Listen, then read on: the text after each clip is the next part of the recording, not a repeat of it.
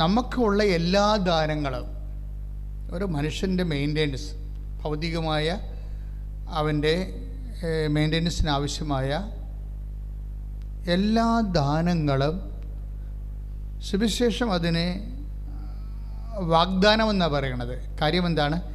ദൈവത്തിൻ്റെ ദാനങ്ങൾ വാക്കിൻ്റെ ഉള്ളിലൂടെ നൽകുന്നതിനാണ് വാഗ്ദാനമെന്ന് പറയണത്. എല്ലാ വാക്കിൻ്റെ ഉള്ളിലും ദൈവത്തിൻ്റെ കറസ്പോണ്ടിങ് ആയിട്ടുള്ള ദാനങ്ങളുണ്ട്. ഉടമ്പടി എന്ന് പറയണത് അതൊരു പദ്ധതിയാണ്, പ്രാർത്ഥനയാണ്, പക്ഷെ ഒരു പ്രാർത്ഥന പദ്ധതിയാണ്. പദ്ധതിയുടെ ഉദ്ദേശം എന്താണ്? ഈ വാക്കിലുള്ള ദാനങ്ങളെ, എല്ലാ കാര്യങ്ങൾക്കും വേണ്ടിയുള്ള ദാനങ്ങൾ വാക്കിലുണ്ട്. ഈ വാക്കിലുള്ള ദാനങ്ങളെ വിശ്വസിച്ചും സ്നേഹിച്ചും പ്രത്യാശിച്ചും അതിനുവേണ്ടി കഷ്ടതകൾ സഹിച്ചും, അങ്ങനെ വ്യത്യസ്തമായ മാർഗങ്ങളാണ് ബൈബിളിലുള്ളത് വാഗ്ദാനങ്ങളെ പ്രാപിക്കാനുള്ള. അപ്പോൾ ചെറുതും വലുതുമായ വാഗ്ദാനങ്ങളുണ്ട്. ചെറിയ വാഗ്ദാനങ്ങൾക്കൊക്കെ വിശ്വാസം മതിയാവും. വിശ്വാസം ഇപ്പം നമ്മൾ ഗലാത്യർ 4-ാം അധ്യായത്തിലെ 3-ാം അധ്യായം, ഗലാത്യ ലേഖനം 3-ാം അധ്യായം 22-ാമത്തെ തിരുവചനം, 22-ാമത്തെ തിരുവചനം അല്ലേ? എന്നാൽ യേശുക്രിസ്തുവിലുള്ള വിശ്വാസം വഴി വിശ്വാസികൾ വാഗ്ദാനം പ്രാപിക്കേണ്ടതിന് എല്ലാവരും പാപത്തിന് അധീനരാണെന്ന് വിശുദ്ധ ഗ്രന്ഥം പ്രഖ്യാപിക്കുന്നു. അതായത് യേശുക്രിസ്തുവിൻ്റെ കാര്യം, പാപമെന്ന് പറയുന്ന വിഷയത്തിൽ നിന്ന് മനുഷ്യനെ രക്ഷിക്കാൻ ഈശോയുടെ ഒരു നാമമേ നൽകപ്പെട്ടിട്ടുള്ളൂ. അതുകൊണ്ട് ദൈവം ഈ പാപം എന്ന് പറയുന്ന വിഷയം എല്ലാവരെയും ബാധിക്കുന്നതാണ്. കാര്യം മനുഷ്യത്വത്തിനെതിരായി ചെയ്യുന്നതെല്ലാം പാപമാണ്. സിമ്പിളായിട്ട് പറഞ്ഞാൽ, ഇപ്പോൾ ദൈവം മനുഷ്യനെ സൃഷ്ടിച്ചില്ലേ, അപ്പം അവൻ്റെ ആ മനുഷ്യത്വം എന്തുകൊണ്ട് ദൈവം ഉദ്ദേശിക്കുന്ന കുറച്ച് കാര്യങ്ങളുണ്ട്. മൃഗങ്ങളിൽ നിന്ന് ഉദ്ദേശിക്കുന്നതല്ല മനുഷ്യരിൽ നിന്ന് ഉദ്ദേശിക്കുന്നത്. അപ്പം മനുഷ്യത്വത്തിനെതിരായി ചെയ്യുന്ന എല്ലാ വിഷയങ്ങളും പാപമാണ്. അപ്പോഴേ ഈ മനുഷ്യത്വം എന്ന് പറയുമ്പോൾ അവൻ്റെ സാംസ്കാരിക വളർച്ചയ്ക്ക് അനിവേക്ഷണമായി ഓരോരോ കാലങ്ങളിലെ മനുഷ്യത്വം വ്യത്യസ്തപ്പെട്ടിരിക്കും അല്ലേ? ഇക്കാലങ്ങളിലുള്ള മനുഷ്യത്വം എന്ന് പറയുന്നത് ശരിക്കും ഇത്രയും നാൾ മനുഷ്യരാശി ചരിത്രത്തിലൂടെ സഞ്ചരിച്ച് സാംസ്കാരികമായ ഒരു എന്താണ് റിഫൈനിങ്, നമ്മളെ ശുദ്ധീകരണം, സാംസ്കാരിക ശുദ്ധീകരണം നടന്നതിന് ശേഷം ഇക്കാലം കിട്ടുന്ന മനുഷ്യത്വമാണ്. അപ്പോൾ പണ്ട് പലതും ശരിയായിരുന്നത് എന്ന് ഇപ്പം ശരിയല്ല.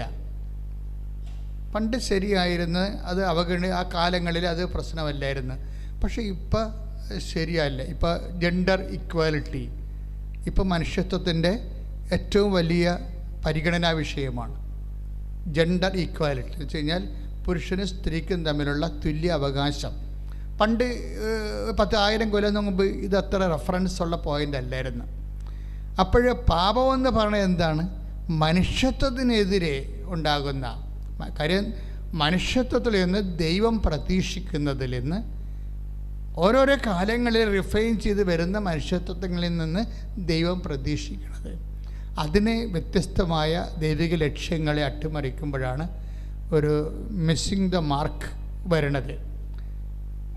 ഇത് ഈ ഒരു സാഹചര്യത്തിനെ മനുഷ്യനെ ഇങ്ങനെ മനുഷ്യത്വത്തിന് വിരുദ്ധമായി ചെയ്യാൻ സാധ്യതയുള്ള വിഷയങ്ങളിലേക്ക് മനുഷ്യൻ ചാഞ്ഞു നിൽക്കുമ്പോൾ സംഭവിച്ചു പോകുന്ന ഇന്നബിലിറ്റീസ്, അതിൻ്റെ ഒരു കുറവുകൾ, ഇത് പരിഹരിക്കാൻ നിയമ സംവിധാനങ്ങൾക്ക് ഒരു പരിധിവരെ പറ്റത്തുള്ളൂ അല്ലേ? അതിന് നമുക്ക് ജുഡീഷ്യറി ഉണ്ട്, അതുപോലെ തന്നെ എക്സിക്യൂട്ടീവ് പോലീസ് സംവിധാനങ്ങളുണ്ട്, അതുപോലെ തന്നെ ലെജിസ്ലേറ്ററുണ്ട്. ഇതൊക്കെ ഉണ്ട് എല്ലാം ഉണ്ടെങ്കിലും എല്ലാം നമുക്കറിയാം ആ വിധി ശരിയായില്ല എന്നെന്തുകൊണ്ടാണ് ചെറിയ പറഞ്ഞത്? ആ വിധി ശരിയായില്ല എന്ന് പറഞ്ഞാൽ എന്തുകൊണ്ടാണ്?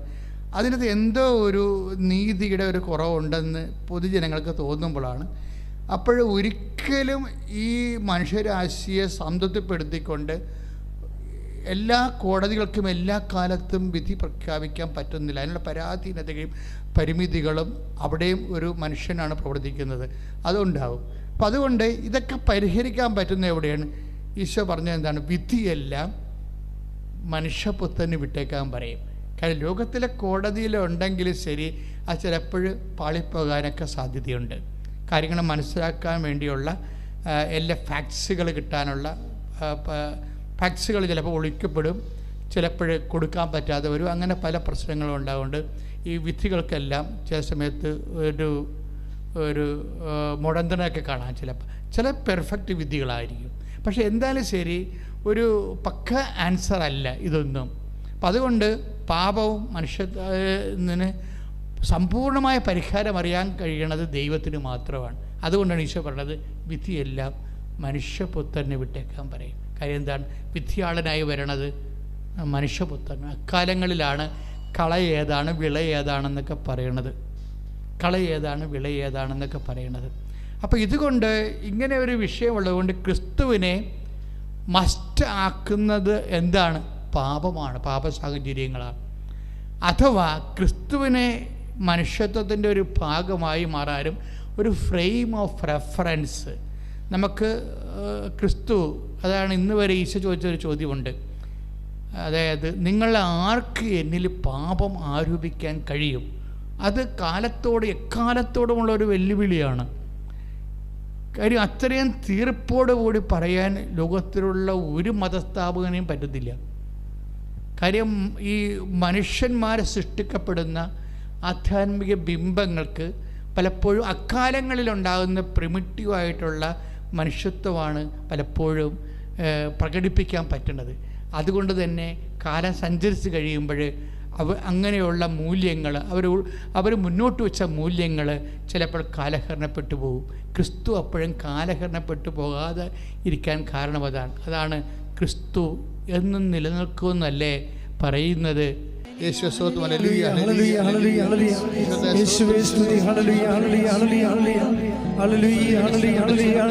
ദിവ്യകാരുണ്യത്തിന് ആരാധനയും സ്തുതിയും പുകഴ്ചയും ഉണ്ടായിരിക്കട്ടെ. യോഹന്നാന്റെ സുവിശേഷം 12:34. അപ്പോൾ ജനക്കൂട്ടം ഏറ്റുപറഞ്ഞ് അപ്പോൾ ജനക്കൂട്ടം അവനോട് ചോദിച്ചു ക്രിസ്തു എന്നേക്കും നിലനിൽക്കുന്നു എന്നാണല്ലോ നിയമത്തിൽ ഞങ്ങൾ കേട്ടിട്ടുള്ളത്. ദൈവവചനത്തിൻ്റെ ഒരു നിലപാട് ക്രിസ്തു എന്ന് പറയുന്ന ആ അഭിഷേക ദൈവിക യാഥാർത്ഥ്യം, ദൈവസത്വം കാലത്തിൻ്റെ ഒപ്പം ഇങ്ങനെ നിലനിൽക്കും. അപ്പോൾ ക്രിസ്തുവിലാണ് എല്ലാം സംസ്കരിക്കപ്പെടുന്നതും വിശുദ്ധീകരിക്കപ്പെടുന്നത്. അച്ഛൻ പറഞ്ഞു വരുന്ന കാര്യം, നമ്മളുടെ ഇന്നത്തെ പ്രധാനപ്പെട്ട ഒരു ധ്യാന വിഷയം ക്രിസ്തുവാണ്. കാര്യം എന്താണ്? ഉടമ്പടിയുടെ ലക്ഷ്യം, പരമമായ ലക്ഷ്യം എന്താണ്? ക്രിസ്തു രൂപപ്പെടുത്തി വരിക എന്നുള്ള, ക്രിസ്തു രൂപപ്പെട്ടു വരാൻ. സ്തുതിക്കട്ടെ. എന്റെ കുഞ്ഞുമക്കളെ, ക്രിസ്തു നിങ്ങളിൽ രൂപപ്പെടുന്നത് വരെ വീണ്ടും ഞാൻ നിങ്ങൾക്ക് വേണ്ടി ഈറ്റുനോവ് അനുഭവിക്കുന്നു. അപ്പൊ ക്രിസ്തു ഫോം ചെയ്യുക എന്നുള്ളത് ഒരു പ്രക്രിയയാണ്. ക്രിസ്ത്യാനി എപ്പോഴും, പ്രത്യേകിച്ച് ഉടമ്പടി ധ്യാനത്തിലിരിക്കുന്നവരെ, നിങ്ങൾ ഹയർ സെക്കൻഡറി കഴിഞ്ഞ ആൾക്കാരാണ് ആധ്യാത്മികതയിൽ. കാര്യം ഇന്ന് നമുക്ക് ലഭ്യമായിട്ടുള്ള ഏറ്റവും വലിയ പ്രാർത്ഥനാ പദ്ധതിയാണ് ഉടമ്പടി. ഉടമ്പടിയിലൂടെ ലക്ഷ്യം വെക്കുന്ന ഒന്നാമത്തെ നിയോഗം എന്താണ്? ക്രിസ്തു തന്നെയാണ്. കാര്യം ക്രിസ്തുവിനെ നമ്മൾ നേടിക്കഴിഞ്ഞാൽ അവൻ എല്ലാം, കാര്യം നമ്മൾ ആദ്യം അച്ഛൻ കഴിഞ്ഞ ദിവസങ്ങളൊക്കെ പറഞ്ഞില്ലേ, ക്രിസ്തു എല്ലാമാണെന്ന്. കാര്യം എന്താണ്? ഇപ്പോൾ കൊളോസ്യൻസിൻ്റെ 3:11 ഇടയ്ക്ക് നമ്മൾ പറയുന്ന ഉടമ്പടിയുടെ ബേസ്മെൻ്റാണത്. എന്താണ്? ക്രിസ്തു എല്ലാമാണ്. ഒന്ന് പ്രാർത്ഥിച്ചേ. കർത്താവായ ദൈവമേ, എല്ലാം കൊളോസ്യസ് 3:11 ഞങ്ങൾ പ്രാർത്ഥിക്കുന്നു, ഞങ്ങൾക്ക് ആവശ്യമായതെല്ലാം അടങ്ങിയിരിക്കുന്ന ദൈവത്തിന്റെ രഹസ്യമായ യേശുക്രിസ്തുവിനെ ഉടമ്പടിയിലൂടെ അതിന്റെ പദ്ധതി പ്രാർത്ഥനകളിലൂടെ ഞങ്ങൾ നേടിയെടുക്കുവാൻ പ്രത്യേക അഭിഷേകം നൽകണമേ. ശ്രദ്ധിക്കട്ടെ, ഹല്ലേലൂയ. ഇപ്പൊ ഉടമ്പടിയിൽ വെക്കാതെ തന്നെ ചില കാര്യങ്ങൾ, വെക്കാത്ത കാര്യങ്ങൾ അവർ പിന്നീട് ഉടമ്പടി ചെയ്യണത്. ഇപ്പം കഴിഞ്ഞ ദിവസങ്ങളിൽ ഒരു സഹോദരി ഇവിടെ വന്നായിരുന്നു.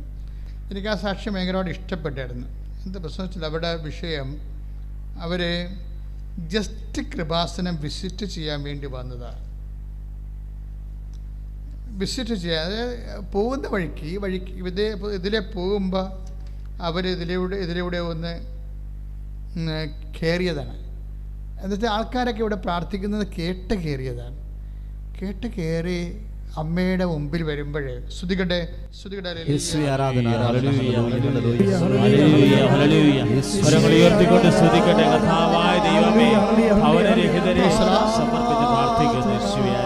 വ്യാഖ്യാനം ഉണ്ടാവും.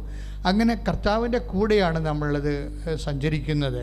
അപ്പം അതുപോലെ ഈ സമയത്ത് വലിയ അഭിഷേകങ്ങൾ ഉണ്ടാകാനുള്ള അതുകൊണ്ടാണ് ഉടമ്പടിയിലൊക്കെ ഭയങ്കരമായ സമയത്ത് ദർശനങ്ങൾ വരേണ്ടതിൻ്റെ കാര്യം ഇതാണ്. കാര്യം ഇതിൻ്റെ ഈ ഒരു പ്രസംഗമായിട്ടല്ല ഇത് പോണത്. ഇത് മറിച്ചൊരു ദൈവാരാധന, ദൈവജനാരാധനയായിട്ട് ഈശോയുടെ സാന്നിധ്യത്തിൻ്റെ, അമ്മയുടെ മധ്യസ്ഥത്തിൽ നമ്മൾ പോവുകയാണ്. അതുകൊണ്ട് നിങ്ങൾ വളരെ ശ്രദ്ധയുണ്ടാകണം. ഇപ്പം ഞാൻ പറഞ്ഞ ജിൻസി ടോമിയുടെ കാര്യമാണ് പറഞ്ഞത്. ജിൻസി ടോമി ഇതിൽ പോകുന്ന സമയത്ത് ഹസ്ബൻഡുമായിട്ട് ഇവിടെ ആൾക്കാർ പ്രാർത്ഥിക്കാൻ പോകുന്ന കണ്ട് അവിടെ കൂടെ വന്നതാണ്. അവർ അമ്മയുടെ മുഖത്ത് നോക്കിയപ്പോൾ അവരമ്മയോട് പറഞ്ഞു, അമ്മേ 5 വർഷമായിട്ട് എനിക്ക് മക്കളില്ല. അവർ ഉടമ്പടി ചെയ്തിട്ടില്ല, അവർക്കറിയത്തില്ല. പക്ഷേ ജസ്റ്റ് വന്ന് കയറിയതേ ഉള്ളൂ. കയറി 5 വർഷമായിട്ട് അവർ മക്കളില്ല. അവർ മടുത്ത് മരുന്നൊക്കെ ഒഴിവാക്കി അങ്ങനെ നിൽക്കണ ഒരു സമയമാണ്. ഇനി എന്താണ് ചെയ്യണമെന്നറിയാതെ, ഇനി മക്കളില്ലാണ്ട് ഇങ്ങനെ ജീവിക്കേണ്ടി വരുമോ എന്നൊക്കെ അറിയാതെ പകച്ച് നിൽക്കണം ജീവിതത്തിലെ. ഈ പകപ്പോടുകൂടിയാണ് അവർ മാതാവിൻ്റെ മുഖത്തേക്ക് നോക്കുന്നത്. പക്ഷേ പകപ്പോടുകൂടി നോക്കുമ്പോൾ അത് പകപ്പിനെ പ്രാർത്ഥനയാക്കി മാറ്റാനുള്ള കഴിവ് അവർക്കുണ്ട്.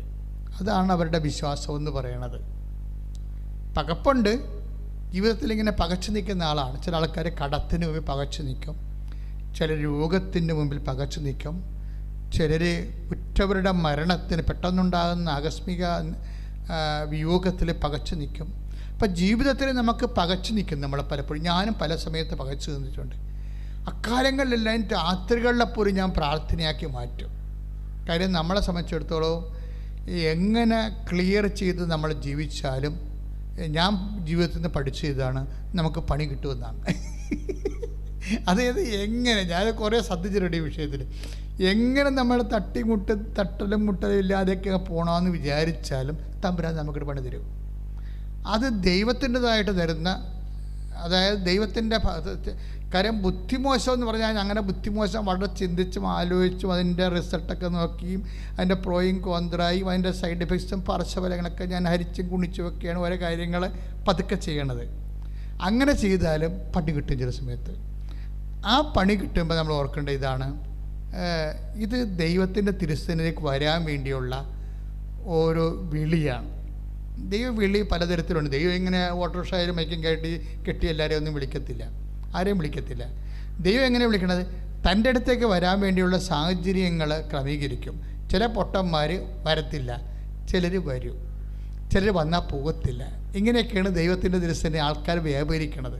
ചിലർ എന്തെല്ലാം പ്രശ്നമുണ്ടെങ്കിലും വരത്തില്ല, വരാൻ തോന്നത്തില്ല. കാര്യം അവർക്ക് അങ്ങനെ ഒരു പ്രത്യാശയില്ല, അങ്ങനെ ഒരു വിശ്വാസമില്ല. ഇപ്പം ജെൻസി ടോമിയുടെ വിഷയം എന്താണ്? അവളുടെ വന്ന് മാതാവിൻ്റെ മുഖത്ത് നോക്കിയാൽ മാതാവിനോട് പറഞ്ഞു, അമ്മേ 5 കൊല്ലമായിട്ട് എനിക്ക് മക്കളില്ല, ഇനിയിപ്പോൾ എന്താ ചെയ്യേണ്ടതെന്ന് എനിക്കൊരു ഐഡിയയും ഇല്ല, അമ്മ എനിക്ക് കുഞ്ഞിനെ തരണം. That's okay. അവൾ ഉടമ്പടി എടുത്തിട്ടില്ല, അമ്മയുടെ മുഖത്തേക്ക് അതേ പറഞ്ഞുള്ളൂ. പക്ഷേ വിത്തിൻ അടുത്ത പീരീഡ്സ് കഴിയുമ്പോൾ അവൾ പ്രഗ്നൻ്റ് ആവും. അത് ലൈറ്റ്നിങ് ആയിട്ടാണ്. ദൈവത്തിൻ്റെ അനുഗ്രഹങ്ങൾ ചില സമയത്ത് നമുക്ക് ഞെട്ടിപ്പോവും. ഈ മിന്നൽ വരണ പോലെ അനുഗ്രഹങ്ങൾ വരും, അറിയത്തില്ല. അപ്പോൾ അത് മനസ്സിലായി കഴിഞ്ഞപ്പോൾ അവൾ അടുത്ത കുഞ്ഞിൻ്റെ കാര്യം വന്നപ്പോൾ അവൾ ഉടമ്പടി ചെയ്തു. അടുത്ത ആ ഒരു കുഞ്ഞിനെ പ്രസവിച്ച്, അമ്മ കൊടുത്ത കുഞ്ഞിനെ പ്രസവിച്ച് കഴിഞ്ഞിട്ട് അവൾ വീണ്ടും അപ്പോൾ പിന്നെ ഉടമ്പടി ചെയ്ത് വെച്ചും. കാര്യം ആദ്യം കിട്ടിയ കുഞ്ഞിനെ പെൺകുഞ്ഞായിരുന്നു. അപ്പോൾ അവൾക്കൊരു ആൺകുഞ്ഞിനെ വേണം, അതുകൊണ്ട് തിരിച്ചു വന്നിട്ട് അവൾ ഉടമ്പടി ചെയ്യും. ഡിസിറ്റോമിറ്റ് അങ്ങനെ ശരിയാണ്. അപ്പോൾ ഉടമ്പടി ചെയ്തിട്ട് അവൾ ആദ്യം എഴുതും, എനിക്ക് ആൺകുഞ്ഞിനെ വേണമെന്ന് എഴുതും. അതാണ് എൻ്റെ രീതികൾ പോണ രീതി നോക്കണം. അപ്പോൾ അവൾക്ക് ആദ്യം ഉണ്ടായിരുന്ന ഫെയ്ത്തിനേക്കാളും കുറച്ചുകൂടി ഫെയ്ത്തും വിശ്വാസവും പ്രത്യാശയും ജെൻസിയിൽ വളർന്ന്. എന്താണ്, ഞാൻ വെറുതെ ചോദിച്ചപ്പോൾ അമ്മ എനിക്ക് കുഞ്ഞിനെ തന്നു. അപ്പം ഞാനിനി എന്താ ചെയ്യണത്? ഇനി ഞാൻ അമ്മയോട് ഞാൻ ആൺകുഞ്ഞിനെ തന്നെ പെർട്ടിക്കുലറായിട്ട് ചോദിക്കുമോ? അതിന് ഇനി ഞാൻ പ്രസവിച്ച് കഴിയുമ്പോൾ പെൺകുഞ്ഞായി പോവുമോ ആൺകുഞ്ഞായി പോവുമോ അതിനെക്കുറിച്ച് ബോധമില്ല. കാര്യം ഇക്കാലങ്ങളിൽ എല്ലാവർക്കും പണ്ടത്തെ കാലമല്ലേ, ഞാൻ നേരത്തെ പറഞ്ഞ പോലെ ജെൻഡർ ഇക്വാലിറ്റിയുടെ കാലമായത് കാരണം എല്ലാം ദൈവദാനമാണെന്ന് മനസ്സിലാക്കും. പണ്ട് പെൺകൊച്ചുങ്ങളാണെന്ന് വെച്ചാൽ ദൈവദാനമാണെന്ന് മനസ്സിലാകത്തില്ല. ഇന്ന് മനസ്സിലാക്കി. ഇതാണ് ഞാൻ മനുഷ്യത്വം വളരണം എന്ന് പറഞ്ഞതിൻ്റെ കാര്യം. ഇതാണ് മനുഷ്യത്വം കാലത്തിനൊപ്പം വളരുന്നു. എങ്കിലും ഒരു പെൺകുഞ്ഞുള്ള വീട്ടിൽ ആൺകുഞ്ഞ് ഉണ്ടാകുന്നത് ഒരു ബാലൻസ് കീപ്പിംഗ് ആണ്. എല്ലാ കാര്യങ്ങൾക്കും ഒരു ബാലൻസ് കീപ്പിംഗാണ്. അപ്പോൾ അവളത് ചോദിച്ചു, എനിക്കൊരു മകനെ വേണം. അപ്പോൾ അമ്മ ഉടമ്പടി എടുത്തു കഴിഞ്ഞപ്പോൾ ഉടമ്പടിയുടേതായിട്ട് അമ്മ കൊടുത്തിരിക്കുന്നത് ആൺമകനെ തന്നെയാണ് കൊടുത്തിരിക്കുന്നത്. ഈ 2 കുഞ്ഞുങ്ങളെയും കിട്ടിക്കഴിഞ്ഞാൽ അവൾ രണ്ടാമത് സാക്ഷ്യം പറയാൻ വേണ്ടി വരണത്. ദാറ്റ് മീൻസ് ഉടമ്പടിയുടെ ഒരു റേഞ്ച് ഇതാ. അപ്പം ഞങ്ങളിപ്പോൾ ഇങ്ങനെ ഇത് വിശദീകരിച്ച് എല്ലാ ദിവസവും തന്നെ 10ഉം 15ഉം ഒക്കെ സാക്ഷ്യങ്ങൾ വരും. അതിൽ ഒത്തിരി സാക്ഷ്യങ്ങൾ നമുക്കിതുപോലെ വ്യാഖ്യാനിക്കാൻ പറ്റുന്ന സാക്ഷ്യങ്ങളായിരിക്കും. വ്യാഖ്യാനിക്കാൻ പറ്റണമെന്ന് പറഞ്ഞാൽ എന്താ ഉദ്ദേശിക്കുന്നത്? നമ്മൾ ആദ്യം പറഞ്ഞ വചനമാണ്. അതായത് ഗലാത്യർ 3:22. ഒന്നിന് വായിച്ചുള്ളത്, എന്നാൽ യേശുക്രിസ്തുവിലുള്ള വിശ്വാസം വഴി വിശ്വാസികൾ വാഗ്ദാനം പ്രാപിക്കേണ്ടതിന് എല്ലാവരും പാപത്തിന് അധീനരാണെന്ന് വിശുദ്ധ ഗ്രന്ഥം പ്രഖ്യാപിച്ചു. അപ്പൊ ഇതിൻ്റെ വരുന്നൊരു വിഷയം വാഗ്ദാനം പ്രാപിക്കുന്നത്. അവിടെ എന്താ എഴുതിയിരിക്കുന്നത്? കൊളോസ്യസിൻ്റെ ഗലാത്യൻ്റെ 3:22 വിശ്വാസം വഴിയാണ് വാഗ്ദാനം പ്രാപിക്കുന്നത്. അപ്പോൾ ഇവിടെ എന്താ ജെൻസി ചെയ്തതെന്ന് വെച്ച് കഴിഞ്ഞാൽ, ജെൻസിയുടെ കേസ് ഹിസ്റ്ററി ഞാൻ നിങ്ങളോട് പറയുകയാണ്. ഈ നമ്മൾ ആദ്യം കണ്ടില്ലേ കൊളോസ്യൻസിൻ്റെ 3:11 എന്താ പറഞ്ഞത്? യേശു ക്രിസ്തു എല്ലാമാണെന്ന് പറഞ്ഞു. അപ്പോൾ ഈ കുട്ടി ഇവക്കില്ല, കിട്ടാത്ത കുട്ടി എവിടെ ഉണ്ട്? യേശു ക്രിസ്തുവിൻ്റെ ദാനത്തിലുണ്ട്. കർത്താവിൻ്റെ നമ്മളെപ്പോഴും പറയും, എനിക്ക് കർത്താവ്, ഞാൻ പ്രാർത്ഥിച്ചു, എനിക്ക് കുഞ്ഞിനെ തന്നു, ഞാൻ പ്രാർത്ഥിച്ചു, എനിക്ക് ജോലി കിട്ടി, ഞാൻ പ്രാർത്ഥിച്ചു, എൻ്റെ ക്ഷീണം മാറി എന്നല്ല നിങ്ങൾ പറയേണ്ടത്. നിങ്ങളെന്താ പറയേണ്ടത്? ഞാൻ പ്രാർത്ഥിച്ചു, എനിക്ക് ക്രിസ്തുവിനെ കിട്ടിയെന്നാണ്. ക്രിസ്തുവിനെ എന്തിൻ്റെ രീതിയിൽ? ചിലപ്പോൾ ജോലിയുടെ രീതിയിൽ കിട്ടും, ചിലപ്പോൾ കുഞ്ഞുങ്ങളുടെ രീതിയിൽ കിട്ടും, ചിലപ്പോൾ സൗഖ്യത്തിൻ്റെ രീതിയിൽ കിട്ടും. പക്ഷേ എന്താ കാര്യം? ക്രിസ്തു എല്ലാമാണ്, എല്ലാവരിലുമാണ്. ക്രിസ്തു എല്ലാമാണെന്ന് പറഞ്ഞിട്ടില്ലേ?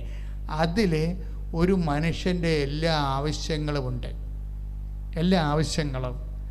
ക്രിസ്തുവിൻ്റെ വേറൊരു പേരെന്താണ്? ദൈവരാജ്യം. ക്രിസ്തുവിൻ്റെ മനസ്സ്, ക്രിസ്തുവിൻ്റെ വചനങ്ങൾ ആരതുപോലെ നിറവേറ്റിയാൽ അവൻ ദൈവരാജ്യത്തിലാവും. ഈ ഉടമ്പടിയുടെ ഒരു ഗുണമെന്ന് പറയണത്, ഇതിനേക്കാളും നല്ലൊരു പ്രാർത്ഥന ഇനി ദൈവത്തിനെ വെളിപ്പെടുത്താൻ പറ്റുമെന്നറിയത്തില്ല. ഞാൻ ദൈവത്തിൻ്റെ അനന്തമായ കഴിവിനെ പരിമിതപ്പെടുത്തി പറയുകയല്ല. കാര്യം ഇതിൻ്റെ സാരസംഗ്രഹം എന്ന് പറയണത്, ഇപ്പോൾ ഉദാഹരണം, ഇപ്പോൾ ഈശോ എന്താ പറഞ്ഞിരിക്കുന്നത്? നിങ്ങൾ ആദ്യം ദൈവരാജ്യത്തെയും എന്ന് പറഞ്ഞേ, നിങ്ങൾ ആദ്യം ദൈവരാജ്യത്തെയും അവിടുത്തെ രാജ്യവും അവിടുത്തെ നീതിയും അന്വേഷിക്കുക. അതോടൊപ്പം മറ്റുള്ളവയെല്ലാം നിങ്ങൾക്ക് ലഭിക്കും. അതെന്താ? അത് ആദ്യം, അതായത് ഇപ്പോൾ നമ്മുടെ മത്തായി ശ്ലീഹയുടെ സുവിശേഷം ഉടമ്പടിയുടെ ഒരു ഭയങ്കര ആക്സസ് വേർഡാണത്. അക്ഷമായിട്ടുള്ളൊരു വചനമാണ്. എന്ന് വെച്ച് കഴിഞ്ഞാൽ നിങ്ങൾ ഇപ്പോൾ 6:33, 32 പ്രധാനപ്പെട്ട വചനങ്ങളാണ് ഇതിൻ്റെ. അതായത് ആദ്യം മനുഷ്യൻ ക്രിസ്തുവിന് റെഫറൻസ് കൊടുക്കണം. എന്താണ്? ദൈവരാജ്യത്തിന്. ആദ്യം നിങ്ങൾ ദൈവരാജ്യം എന്ന് പറയുന്നത് എന്താണ്? ദൈവത്തിൻ്റെ മനസ്സ്, ദൈവത്തിൻ്റെ ഇഷ്ടം. ഇപ്പം നമ്മുടെ ഇഷ്ടം നമ്മൾ കൺവേ ചെയ്യേണ്ടത് എങ്ങനെയാണ്? നമ്മുടെ വാക്കിലൂടെയാണ്, അല്ലേ? ഇപ്പം ചിലർ പറഞ്ഞു മനസ്സമ്മതത്തിന് ഒക്കെ വരുമ്പോൾ, ഇപ്പോൾ ചില കാര്യങ്ങൾ ചോദിക്കുമ്പോൾ പെൺകുട്ടികൾ പണ്ടത്തെ കാലത്താണെങ്കിൽ, ഇപ്പോഴത്തെ കാലത്തെ രീതിയല്ലേ ഞാൻ പറഞ്ഞത്. ഒരു 10-20 കൊല്ലം മുമ്പാണെങ്കിൽ ഈ ചെക്കൻ കാണുക പെണ്ണ് കാണുക പോകുന്ന ചടങ്ങില്ലേ, അപ്പോഴൊക്കെ ഉണ്ടാകുന്ന സമയത്ത് ചെറുക്കന് ഇഷ്ടപ്പെട്ടാൽ ഇല്ലേ എന്ന് ചോദിക്കുമ്പോൾ ചിലപ്പോൾ മിണ്ടത്തില്ല പെൺകുട്ടികൾ. എന്താ മിണ്ടാത്തതിൻ്റെ കാര്യം? അപ്പോൾ അവർ മുതിർന്ന കാർന്നവന്മാരെന്താ ചോദിക്കുന്നത്?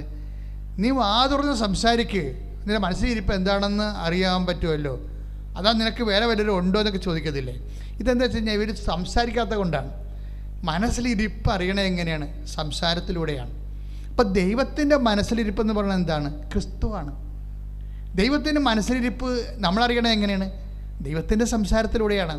ദൈവത്തിൻ്റെ സംസാരം നമുക്ക് എവിടെ നിന്ന് കിട്ടും? കർത്താവിൻ്റെ വചനത്തിൽ നിന്നാണ്. അപ്പം ഈ വചനമെന്ന് പറയുന്നത് എക്സാക്റ്റായിട്ട് എന്താണ്? ദൈവത്തിൻ്റെ മനസ്സിലിരിപ്പാണ്. ഇത് ആരാണ് നടത്തണത്? അയാൾ ദൈവരാജ്യത്തിലാവും, എന്ന് വെച്ചാൽ ക്രിസ്തുവിലാകും. അപ്പോൾ വചനം എപ്പോഴും ഒന്ന് പ്രാർത്ഥിച്ചേ. കർത്താവായ ദൈവമേ, അങ്ങയുടെ വചനം നടപ്പിൽ വരുത്താനുള്ള വിവേചന ശക്തിയും അതിന്റെ കൊതിയും എന്റെ കഴിവും എനിക്ക് നൽകണമേ. അതിനാൽ അതുവഴി ഞാൻ ഈശോയെ അനുഭവിക്കാൻ ഇടയാക്കണമേ. ശ്രുതിക്കട്ടെ ഹല്ലേലൂയ, ഹല്ലേലൂയ, ഹല്ലേലൂയ, ഹല്ലേലൂയ. കരങ്ങൾ ഉയർത്തിക്കൊണ്ട് ശ്രുതിക്കട്ടെ. ഹല്ലേലൂയ. യേശുവേ ആരാധന, യേശുവേ നന്ദി. കർത്താവേ, ഞങ്ങൾ അങ്ങേ സ്തുതിച്ച് പ്രാർത്ഥിക്കുന്ന കർത്താവേ. കർത്താവേ, നമുക്ക് വിവാഹം ഒത്തുവന്നു, അതുപോലെ തന്നെ ഓരോ കുഞ്ഞുങ്ങളെ ലഭിച്ചു, ജോലി ലഭിച്ചു, ഉടമ്പടിയിലൂടെ ലഭിക്കുന്ന ഓരോ വിഷയങ്ങൾ. പക്ഷേ നിനക്ക് കുറച്ചുകൂടി സാക്ഷരതയുള്ള വിശ്വാസിയാണെങ്കിൽ നീ അത് തിരിച്ചറിയണം. എന്താ തിരിച്ചറിയേണ്ടത്? ഇതിലൂടെ ക്രിസ്തുവാണ് എന്നിലേക്ക് വന്നിരിക്കുന്നത്, അല്ലാതെ ഒരു വസ്തുവല്ല വന്നിരിക്കുന്നത്. മനസ്സിലായില്ലേ? ഒരു വസ്തുവല്ല എനിക്ക് ലഭിച്ചിരിക്കുന്നത്. എന്താണ്? ഇതുവഴി ക്രിസ്തുവിനെയാണ് എനിക്ക് ലഭിച്ചിരിക്കുന്നത്. കാര്യം എന്താണ്? ക്രിസ്തു എല്ലാമാണെന്ന്. പിന്നെ എന്താണ്? ക്രിസ്തു, അതായത് ഇതൊക്കെ നിങ്ങൾക്ക് ആവശ്യമാണെന്ന് നിങ്ങളുടെ സ്വർഗസ്ഥനായ പിതാവ് അറിയുന്നു. അപ്പോഴേ അതിൻ്റെ കൂടെ വചനം പറഞ്ഞത് എന്താണ്? നിങ്ങൾ ആദ്യം ഫസ്റ്റ് റെഫറൻസ് കൊടുക്കാൻ പറയണത്. ഫസ്റ്റ് റെഫറൻസ് ആദ്യം നിങ്ങൾ ക്രിസ്തുവിനെ അന്വേഷിക്കണം, ബാക്കിയുള്ളത് ചേർത്ത് നൽകും. ബാക്കിയുള്ളതെന്ന് പറഞ്ഞാൽ ക്രിസ്തുവിനെ അന്വേഷിച്ച് കഴിഞ്ഞ് ക്രിസ്തുവിനെ തന്നെയാണ് നമുക്ക് കിട്ടുന്നത്. ക്യാഷ് ആൻഡ് കൈൻഡായിട്ടും പല പല ജീവിത വിഷയങ്ങളുടെ പരിപോഷണമായിട്ടും എല്ലാം ക്രിസ്തുവിനെ തന്നെ കിട്ടണത്. കാര്യം ക്രിസ്തു എല്ലാ വിഷയങ്ങളിലും ഇടപെടും. ഇപ്പം അപ്പമില്ലാത്തവർക്ക് അപ്പം കൊടുക്കും, ഇല്ലേ? വീഞ്ഞില്ലാത്തപ്പോൾ വിഴിഞ്ഞ് കൊടുക്കും. ഇങ്ങനെ ഓരോ കാര്യം, ഒരു മനുഷ്യന് ആവശ്യമായ എല്ലാ വിഷയത്തിൻ്റെ മേലും ക്രിസ്തുവിലൂടെ ദൈവം നമ്മൾക്ക് ദൈവത്തിൻ്റെ പദ്ധതി പ്രകാരം പരിപാലനയുടെ ഭാഗമായിട്ടുള്ളതാണ്. അച്ഛൻ എന്താ ചോദിച്ചതെന്ന് പറയണമെന്ന് വെച്ചാൽ, നിങ്ങൾ ഇതൊക്കെ കിട്ടുമ്പോൾ എനിക്ക് പ്രാർത്ഥിച്ചു എനിക്കത് കിട്ടിയെന്നല്ല പറയേണ്ടത്. എനിക്ക് ക്രിസ്തുവിനെ കിട്ടി അതിലൂടെ. അപ്പം ഈശോയ്ക്ക് ഉന്നതമായ സ്ഥാനം കൊടുക്കണം. പ്രാർത്ഥിക്കുക. കർത്താവായ ദൈവമേ, ഓരോ അനുഗ്രഹങ്ങൾ ലഭിക്കുമ്പോഴേ കർത്താവിന്റെ വചനം ഞാൻ പാലിച്ചുകൊണ്ട് ഉടമ്പടി ചെയ്തതിന്റെ പ്രകാരം അവൻ പറയണത് പോലെ ചെയ്യുമ്പോൾ അതനുസരിച്ച് എനിക്ക് അനുഗ്രഹങ്ങളെ ലഭിക്കുമ്പോൾ ഏറ്റവും വലിയ അനുഗ്രഹം ക്രിസ്തുവാണെന്ന് ആ അനുഗ്രഹത്തിലൂടെ എനിക്ക് ലഭ്യമാകുന്ന അനുഗ്രഹത്തിലൂടെ എനിക്ക് ക്രിസ്തുവിനെ തന്നെയാണ് ലഭിക്കണമെന്നുള്ള വലിയ വിവേചനത്താൽ എന്നെ അഭിഷേകം ചെയ്യണം. ഇവിടെ നമ്മൾ ഇപ്പോഴേ ധ്യാനം സഞ്ചരിച്ചുകൊണ്ടിരിക്കുന്നതിൻ്റെ വഴിയെന്ന് പറയുന്നത് വാഗ്ദാനം പ്രാപിക്കുന്നതിന് വേണ്ട ആവശ്യങ്ങൾ എന്തെല്ലാം ഉണ്ടെങ്കിൽ നമുക്ക് വാഗ്ദാനം പ്രാപിക്കാം. എന്തെല്ലാം നമ്മുടെ ഉണ്ടെങ്കിൽ. അപ്പോൾ നമ്മൾ ആദ്യം കണ്ടത് എന്താണ്? ഗലാത്യർ 4:3-22 എന്താ കണ്ടത്?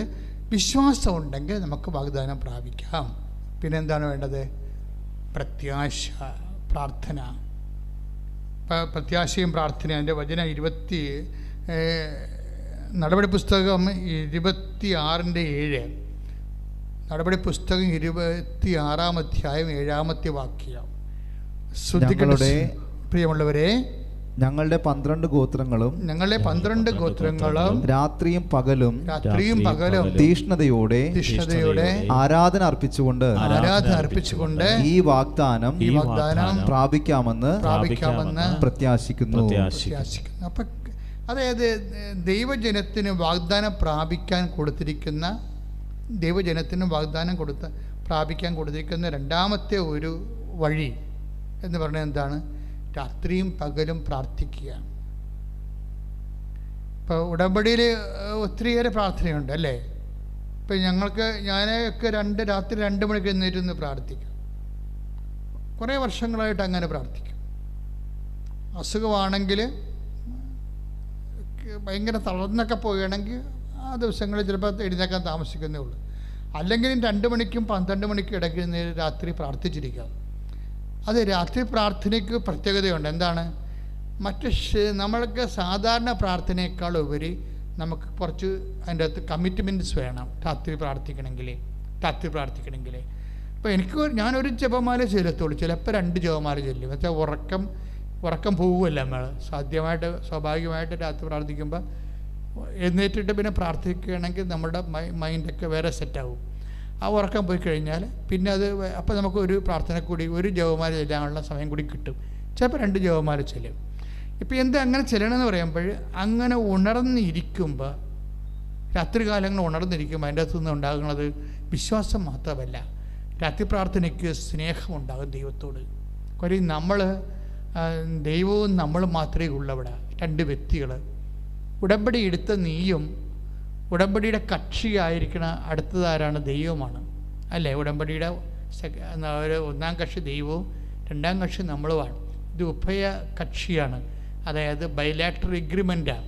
അപ്പം നമ്മൾ നമ്മുടെ കക്ഷിയുമായിട്ട് കാണുകയാണ്. അപ്പം നിസ്സാര കാര്യമല്ലത്. കാര്യം പകലൊക്കെ ഒത്തിരിയേറെ ആൾക്കാരൊക്കെ അവിടെ ഇവിടെയൊക്കെ നടക്കുകയും വിളിക്കുകയും നമ്മൾ തിരക്കുകയും അന്വേഷിക്കുകയും ചെയ്യുമ്പോഴും രാത്രി ഈ സമയത്ത് ആരും നമ്മളെ വിളിക്കാനില്ല. നമ്മൾ ദൈവത്തിൻ്റെ കൂടെ ഇരിക്കുകയാണ്. അപ്പം ഇപ്പോൾ എന്താ പറഞ്ഞാൽ, അതാണ് പൗലോസ് പറയണത് ഈ ആക്ട്സ് നടപടി പുസ്തകം 26:7 ഞങ്ങൾ 12 ഗോത്രങ്ങളാണ്. 12 ഗോത്രങ്ങളും രാത്രിയും പകലും തീഷ്ണതയോടെ ആരാധന അർപ്പിച്ചുകൊണ്ട് ഈ വാഗ്ദാനം പ്രാപിക്കാമെന്ന് പ്രത്യാശിക്കുന്നു. അതാണ് വാഗ്ദാനം പ്രാപിക്കുന്നതിൻ്റെ ഒരു സംഭവം. ഇടതടവില്ലാതെ പ്രാർത്ഥിക്കുക. അപ്പം നിങ്ങൾ ഓർക്കും ഒരു പണിക്കും പോകാതിരുന്ന് പ്രാർത്ഥിക്കുക. അങ്ങനെയല്ല, മനസ്സിലൊരു ഓർമ്മയാണെല്ലാം അല്ലേ? മനുഷ്യന് വേണമെങ്കിൽ ഏത് സമയത്ത് വേണമെങ്കിലും ഓർക്കാം. ഇപ്പം സ്മൃതി കുർബാനയില്ലേ? ഇപ്പം ഞങ്ങൾക്കൊക്കെ ഒരു സ്ഥലത്ത് കുർബാന അർപ്പിക്കാൻ പറ്റാത്തൊരു സാഹചര്യമാണെങ്കിൽ ഓർമ്മയിൽ കർത്താവിൻ്റെ പീഡാസകനങ്ങളെയും അതുപോലെ തന്നെ ആ തിരുവചനങ്ങളെയും ഒക്കെ ഓർമ്മയിൽ കൊണ്ടുവരും.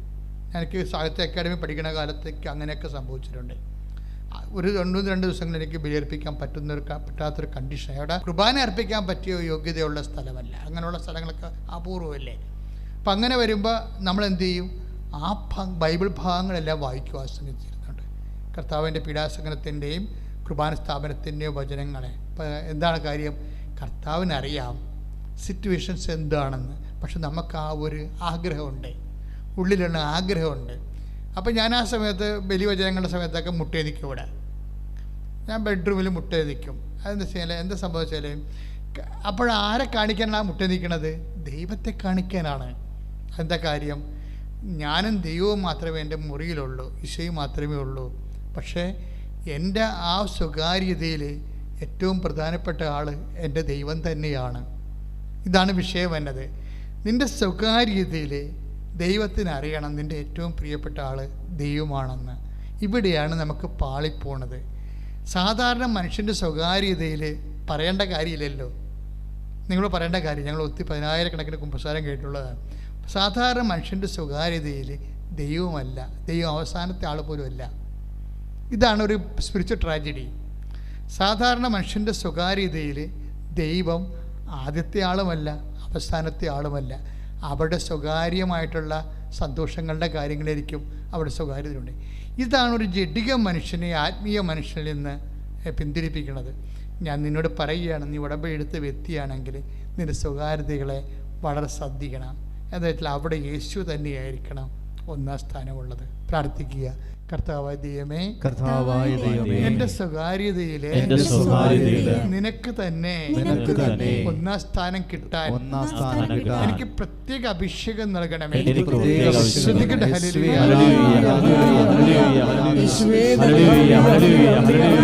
കരങ്ങൾ ഉയർത്തിക്കൊണ്ട് ശ്രദ്ധിക്കട്ടെ. ഹല്ലേലൂയ, യേശുവേ ആരാധന. അപ്പോഴേ നടപടി പുസ്തകത്തിന്റെ 26:7 ഇവിടെ വാഗ്ദാനം പ്രാപിക്കാനുള്ള പ്രധാനപ്പെട്ട സംഭവം പ്രാർത്ഥനാ മൈൻഡാണ്. ഒരു വ്യക്തിയുടെ പ്രാർത്ഥനാ മൈൻഡ് വെച്ചാൽ ദൈവത്തെക്കുറിച്ചുള്ള ഓർമ്മകൾ, അത് പ്രധാനപ്പെട്ട സീരിയസ് ആയിട്ടുള്ള കാര്യമാണ്. അപ്പം നീ ഒരു ഉടമ്പടി ചെയ്തെന്ന് പറഞ്ഞ് ഉടമ്പടി ചെയ്തിട്ട് ഉടമ്പടി ചെയ്യുമ്പോൾ രാവിലെ എഴുന്നേറ്റ് പ്രാർത്ഥിക്കണം, രാത്രി ഉടമ്പടി പ്രാർത്ഥന ഉണ്ട്, അങ്ങനെയല്ല നീ ചിന്തിക്കേണ്ടത്. ഉടമ്പടി ചെയ്ത് ദൈവമായിട്ട് ഉടമ്പടി ചെയ്ത് കഴിഞ്ഞാൽ നിനക്ക് അവസരവും സ്വസ്ഥതയും സമാധാനവും അതിനുള്ള സൗകര്യമൊക്കെ കിട്ടുന്ന സമയത്തെല്ലാം ദൈവത്തെക്കുറിച്ച് ഓർക്കുകയും വചനത്തെ വല്ലാതെ സ്നേഹിക്കുകയും ചെയ്യണം. കാര്യം വചനമെന്ന് പറയുമ്പോൾ വചനത്തെ വളരെ ഭവ്യതയോടെ ദൈവസ്നേഹത്തോടെയൊക്കെ കൈകാര്യം ചെയ്യുന്ന ആൾക്കാർക്ക് വചനത്തിലൂടെ ദൈവം അവനോട് സംസാരിക്കും, എല്ലാ വിഷയവും സംസാരിക്കും. ഇപ്പോൾ നിന്നെ ഒരാൾ അടിച്ചെന്ന് വിചാരിച്ചോ, എന്തെങ്കിലും വിഷയം ഉണ്ടായി, അടി കിട്ടണമെങ്കിൽ അധികം സമയം വേണ്ടല്ലോ. അപ്പോൾ നിനക്ക് ഉടനെ നിനക്ക് തോന്നണം കേസ് കൊടുത്തേക്കാം. അപ്പോഴ് നിൻ്റെ മനസ്സിൽ പറയും കേസ് കൊടുക്കണോ, കർത്താവിന് എന്താ ഇത് കാര്യത്തിൽ ഉദ്ദേശിക്കണത് എന്ന് ചോദിക്കണ്ടേ, അറിയണ്ടേ. അപ്പോഴേ അതായത് നമ്മൾ ആധ്യാത്മിക മനുഷ്യർ, കർത്താവുമായിട്ട് ബന്ധമുള്ളവർ ഓരോ വിഷയത്തിനും ദൈവത്തെ അടിസ്ഥാനപ്പെടുത്തിയാണ് നമ്മൾ എപ്പോഴും ചിന്തിച്ചു പോകേണ്ടത്. ദൈവത്തെ അടിസ്ഥാനപ്പെടുത്തി അങ്ങനെ ദൈവത്തിനെ അടിസ്ഥാനപ്പെടുത്തി ചിന്തിക്കാൻ തുടങ്ങി ദൈവം പറയണനുസരിച്ച് ചെയ്യത്തുള്ള എങ്കിൽ നീ കുറച്ച് കഴിയുമ്പോൾ ദൈവം തൻ്റെ വചനത്തിലൂടെ നിനക്ക് ക്ലൂ തരും, നീ എന്താ മൂവ് ചെയ്യേണ്ടത്. പിന്നെ സ്വപ്നത്തിലൊക്കെ സംസാരിക്കും. കഴിഞ്ഞ ദിവസങ്ങളിൽ ഒരു സാക്ഷ്യം ഉണ്ടായിരുന്നു, നല്ല ഒരു സാക്ഷ്യമാണ്. അതായത് ആ ചേച്ചി ഉടമ്പടി ചെയ്തപ്പോഴേ അമ്മ തന്നെ പറഞ്ഞു, അതായത് അവരുടെ പേര് ബെൻസി അങ്കമാലി. അതായത് ബെൻസി അങ്കമാലി USA അവർക്ക് വിസ ജോലിക്ക് പോകുന്നൊരു വിഷയമാണ്. കാരണം കുറേ പ്രശ്നങ്ങൾ അവർക്ക് വന്ന് അപ്പോൾ അവരൊന്ന് ഉടമ്പടി ചെയ്തപ്പോഴേ അമ്മ സ്വപ്നത്തിൽ അവരോട് പറഞ്ഞ് 87 വർക്ക് അറേഞ്ച്മെൻ്റ് എന്ന് പറഞ്ഞു. നമ്മൾ ഞെട്ടിപ്പോകും വിഷയങ്ങൾ കേട്ട് കഴിഞ്ഞാൽ. 87 അതായത് ലേബർ ലോ ചേഞ്ച് എന്ന് പറഞ്ഞു. അത് ഇവർക്ക് അറിയത്തില്ല. ഇവൾ വിചാരിച്ച് അപ്പോൾ അമ്മയാണ് സ്വപ്നത്തിൽ വന്നതെന്ന് മനസ്സിലായി. പക്ഷെ അമ്മയുടെ രീതി എന്ന് പറഞ്ഞാൽ ആ പെർട്ടിക്കുലർ സബ്ജക്റ്റ് ഡീല് ചെയ്യും. നമ്മളിതിപ്പോൾ ഉടമ്പടിയിൽ വന്നൊക്കെ മനസ്സിലായൊരു കാര്യം, ഉടമ്പടി സാക്ഷ്യങ്ങൾ കേൾക്കുമ്പോൾ നമുക്ക് മനസ്സിലാകണത്. കാര്യം എനിക്ക് നല്ലവണ്ണം അത് മനസ്സിലാകും. കാര്യം ഉടമ്പടി അമ്മ തരണ മുമ്പ് ഞാൻ ശുശ്രൂഷ ചെയ്തുകൊണ്ടിരുന്ന ആളാണ്. കാര്യം 1989 ശുശ്രൂഷ തുടങ്ങിയത്. 2004 അമ്മ പ്രത്യക്ഷപ്പെട്ടത്. 2015 നമുക്ക് ഉടമ്പടി കിട്ടിയത്. അത്രയും കാലത്തെ ശുശ്രൂഷയിൽ ഉണ്ടാകുന്ന അനുഭവങ്ങളൊക്കെ എനിക്കറിയാം. പണ്ടെനിക്ക് സാക്ഷ്യപേടകം എന്ന് പറഞ്ഞൊരു പുസ്തകം ഉണ്ടായിരുന്നു, കൃപാസനത്തിന് സാക്ഷ്യപേടകം. ഇപ്പോഴും ഉണ്ട് ആ പുസ്തകത്തിന്, പഴയ കോപ്പികൾ ഇപ്പോഴും ഉണ്ട്. അതിൻ്റെ അർത്ഥം എന്ന് വെച്ചാൽ അന്ന് നടന്ന പ്രധാനപ്പെട്ട സാക്ഷ്യങ്ങളെല്ലാം ആശുപത്രികളിൽ കൊണ്ടുപോയി കൊടുക്കാൻ വേണ്ടി ഉണ്ടാക്കിയൊരു പുസ്തകമാണത്. ആശുപത്രികളിൽ കൊണ്ടുപോയി കൊടുക്കാൻ, ആശുപത്രി രോഗികളായിട്ടിരിക്കുന്ന സമയത്ത് സാക്ഷ്യങ്ങൾ കേൾക്കുമ്പോൾ കർത്താവ് അവരോട് സംസാരിക്കും, ഇല്ലേ? അപ്പം അത് അങ്ങനെ ഒരു സുവിശേഷ ജോലിക്ക് വേണ്ടി ഉണ്ടാക്കിയ സാക്ഷ്യപേടകം. ആ സാക്ഷ്യപേടകത്തിൽ ഒരു 100 കണക്കിന് സാക്ഷ്യങ്ങളുണ്ട്, നല്ല സാക്ഷ്യങ്ങൾ. പക്ഷേ ഉടമ്പടിയുടെ കാലം വരുമ്പോൾ ഉടമ്പടി very particular, very personal, up to the matter. അതാണ് ഉടമ്പടി സാക്ഷ്യങ്ങളുടെ ഒരു ഫീച്ചർ എന്ന് പറയുന്നത്. അത് വളരെ വ്യക്തതയുണ്ടാകും. വ്യക്തതയല്ല, വളരെ വ്യക്തിപരമായിരിക്കും, ഭയങ്കര ക്ലാരിറ്റി ആയിരിക്കും. Above all it is so personal. ഇപ്പോൾ വ്യക്തിയോട് ഇപ്പോൾ അമ്മ എന്താ പറയണത്, അവളോട് പറഞ്ഞ അവളോട് എന്താ അമ്മ പറഞ്ഞത്? അതായത് രാത്രി അവൾക്കുണ്ടാകുന്ന സ്വപ്നമാണ്. ശ്രുതികട്ടെ ഹല്ലേലൂയ. യേശുവേ ആരാധന ആരാധന ആരാധന ആരാധന. Hallelujah hallelujah hallelujah hallelujah hallelujah hallelujah. Benzy Varghese അങ്കമാലിയിലുള്ള സഹോദരിയുടെ പ്രശ്നം, അവർക്ക് എമിഗ്രേഷനിൽ നിന്ന്, US എമിഗ്രേഷനിൽ നിന്ന് ഒരു പേപ്പർ വരണം. പക്ഷേ അവരോട് ഇവരുടെ ഏജൻസി അല്ല ഇവർ പോകേണ്ട സ്ഥലത്തുള്ളവർ ഈ പേപ്പർ വന്നാൽ മാത്രമേ പ്രൊസീഡിങ്സ് നടക്കത്തുള്ളൂ, വിസ പ്രൊസീഡിങ്സ് നടക്കത്തുള്ളൂ. പക്ഷെ അത് ഇവർ വിളിക്കാൻ പറയാനുണ്ട് അങ്ങോട്ട്. അപ്പോൾ അവർ പറയുന്നത്, ബെൻസി പറയേണ്ട പ്രശ്നം വെച്ച് കഴിഞ്ഞാൽ അവർക്ക് അമേരിക്കയിലുള്ളവർക്ക് രാത്രി, നമുക്ക് പകലാണ്. അപ്പോൾ ഞാൻ പകൽ വിളിച്ചാൽ അവർ രാത്രിയായിരിക്കും, അവർ ഉറക്കമായിരിക്കും. അത് കാരണം ഞാൻ കുറേ ദിവസങ്ങൾ രാത്രി ഉറക്കം നിന്ന് ഇവരെ വിളിച്ച്, അവർക്ക് പകലാണല്ലോ. അപ്പോൾ ഓരോ മനുഷ്യൻ അനുഭവിക്കുന്ന പ്രശ്നങ്ങളെ, അതിനാണ് അവരൊന്ന് ഉടമ്പടി ചെയ്തിരിക്കുന്നത്. അതായത് വിളിച്ചു കഴിയുമ്പോൾ അവസാനം ഒരു പ്രാവശ്യം കിട്ടിക്കഴിയുമ്പോൾ ഈ അമേരിക്കക്കാർ ബെൻസി പറയണത്, ഞാൻ പറഞ്ഞ ഇംഗ്ലീഷ് അവർക്ക് മനസ്സിലാണില്ല, അവർ പറഞ്ഞ ഇംഗ്ലീഷ് എനിക്ക് പറ്റണില്ല, എനിക്ക് മനസ്സിലാണില്ല. അപ്പോൾ വെറുതെ ലാഗിയാണ്. എല്ലാവരും അനുഭവിക്കുന്ന പ്രശ്നമാണിത്. അമേരിക്കയിലൊക്കെ ബ്രിട്ടനിലൊക്കെ പോകുന്ന എല്ലാവർക്കും അനുഭവിക്കേണ്ട ഒരു പ്രശ്നമാണ്. നമുക്ക് പകൽ, അവർക്ക് രാത്രി. അത് തന്നെ ഭാഷയുടെ അവസ്ഥ. നമ്മൾ പറഞ്ഞ ഇംഗ്ലീഷ് അവർക്ക് മനസ്സിലാണില്ല, അവർ പറഞ്ഞ ഇംഗ്ലീഷ് നമുക്ക് മനസ്സിലാണില്ല, പണിയായി. അവസാനം അമ്മയോട് ഇവൾ പറയും, ഇവൾ ലൈറ്റൊക്കെ അതിൻ്റെ പേര് റിക്വസ്റ്റ് ഇടും. കൃപാസനത്തിലെ ഏറ്റവും വലിയ പ്രാർത്ഥനകളൊന്നാണ് ലൈറ്റൊക്കെ അതിൻ്റെ പേർ റിക്വസ്റ്റ്. അതാണ് ആൾക്കാരെ ആദ്യമായിട്ടും അമ്മ ഹൈ പറയണത്. അവിടുന്ന് അക്കൗണ്ട്, അമ്മയുമായിട്ടൊരു മരീൻ അക്കൗണ്ടാണത്. കാര്യം കയ്യെത്താത്ത ദൂരത്ത് നിൽക്കുന്ന ആൾക്കാർ, ആലപ്പുഴ എത്താനുള്ള സമയമോ സൗകര്യമോ ഇല്ലാത്ത ആൾക്കാർ അന്യ ജില്ലകളിലും അന്യ സംസ്ഥാനങ്ങളിലും അതുപോലെ തന്നെ കോണ്ടിനെൻസിലൊക്കെ പെട്ടിരിക്കുന്ന ആൾക്കാർ, അവർക്കൊരു എമർജൻസി സിറ്റുവേഷൻ ഉണ്ടായാൽ അവർ ഉടനെ ചെയ്യണ, എനിക്ക് ഉടമ്പടി ലൈറ്റൊക്കെ ഒരുമിച്ച് അമ്മ തന്നത്. എനിക്കറിയാതെ, എനിക്ക് ശരിക്കും പറഞ്ഞാൽ കമ്പ്യൂട്ടർ അറിയണ ആളല്ല ഞാൻ. പക്ഷേ കാര്യങ്ങളൊക്കെ മനസ്സിലാകും, കാര്യങ്ങൾ കൈകാര്യം ചെയ്യും. പക്ഷേ എനിക്കതിൻ്റെ ടെക്നിക്കൽ വശമോ എൻജിനീയറിംഗ് വശമോ ഒന്നും അറിയത്തില്ല. ഞാൻ ഈ സാധനം പഠിച്ചിട്ടില്ല. പക്ഷേ എനിക്ക് പഠിക്കണേന് തന്നെ വളരെ ഇവിടെ ഉള്ള പ്രവർത്തകർ തന്നെ വളരെ എഡ്യൂക്കേറ്റഡ് ആണ് ഇതിൻ്റെ ഉള്ളവർ. അപ്പോൾ പിന്നെ ഞാൻ പിന്നെ അതിനുവേണ്ടി പഠിക്കേണ്ട ആവശ്യമില്ല, എനിക്കില്ല, ഇതുവരെ വന്നിട്ടുമില്ല. എല്ലാ വർക്കും ഓഫീസും ചെയ്തു തരുന്നുണ്ട്. അപ്പോൾ ഞാൻ പിന്നെ അതിന് ഇൻട്രസ്റ്റ് എടുത്തിട്ടില്ല. പക്ഷേ എന്താ പ്രശ്നം, എങ്കിലും ഞാനൊരിക്കൽ ഈ കമ്പ്യൂട്ടർ സെർച്ച് ചെയ്ത സമയത്ത് എനിക്ക് ലിങ്ക് കിട്ടിയിട്ട് എനിക്ക് മനസ്സിലായത് എന്തോ പ്രാർത്ഥനയുടെ ലിങ്കാണ്. ഞാൻ ലിങ്ക് എടുത്തിട്ട് കമ്പ്യൂട്ടർ എഞ്ചിനീയർ എടുത്ത് പറഞ്ഞു, ഇത് എനിക്ക് ആൾക്കാരെ പ്രാർത്ഥിക്കുമ്പോൾ ഉടനെ തിരികെ എത്തണം മാതാവിൻ്റെ മുമ്പിൽ. ആൾക്കാരെ പ്രാർത്ഥിക്കുമ്പോൾ അവരുടെ പേരൊരു തിരികെ എത്തണം ഇവിടെ, ആ പേരെഴുതി കാണിക്കണം. അതായത് ഞാൻ ഈ ഡിക്സൺ എന്ന് പറഞ്ഞ എൻ്റെ സഹോദരന്, അങ്ങനെയാണ് കമ്പ്യൂട്ടർ കാര്യം ചെയ്യേണ്ടത്, എഞ്ചിനീയറിംഗ് കാര്യം ചെയ്യണം. അദ്ദേഹത്തെ സമർപ്പ് ഞാൻ ജോമാല ചെയ്യും. കാരണം മാതാവ് ഞാൻ ഉദ്ദേശിച്ച കാര്യം അയാൾക്ക് പറഞ്ഞു കൊടുക്കണമെന്ന്, ഞാൻ ഉദ്ദേശിച്ച കാര്യം അയാൾക്ക് പറഞ്ഞു കൊടുക്കണമെന്ന്. കാര്യം അപ്പം അങ്ങനെയൊക്കെ അഭിഷേകം കിട്ടുമല്ലോ അതിൻ്റെ അകത്ത്. അപ്പം അങ്ങനെ പറഞ്ഞു. ഒരു ദിവസം കഴിഞ്ഞപ്പോൾ എന്നെ വിളിച്ച് പറഞ്ഞു, അച്ഛായി നമുക്ക് ചെയ്യാമെന്ന് പറഞ്ഞു.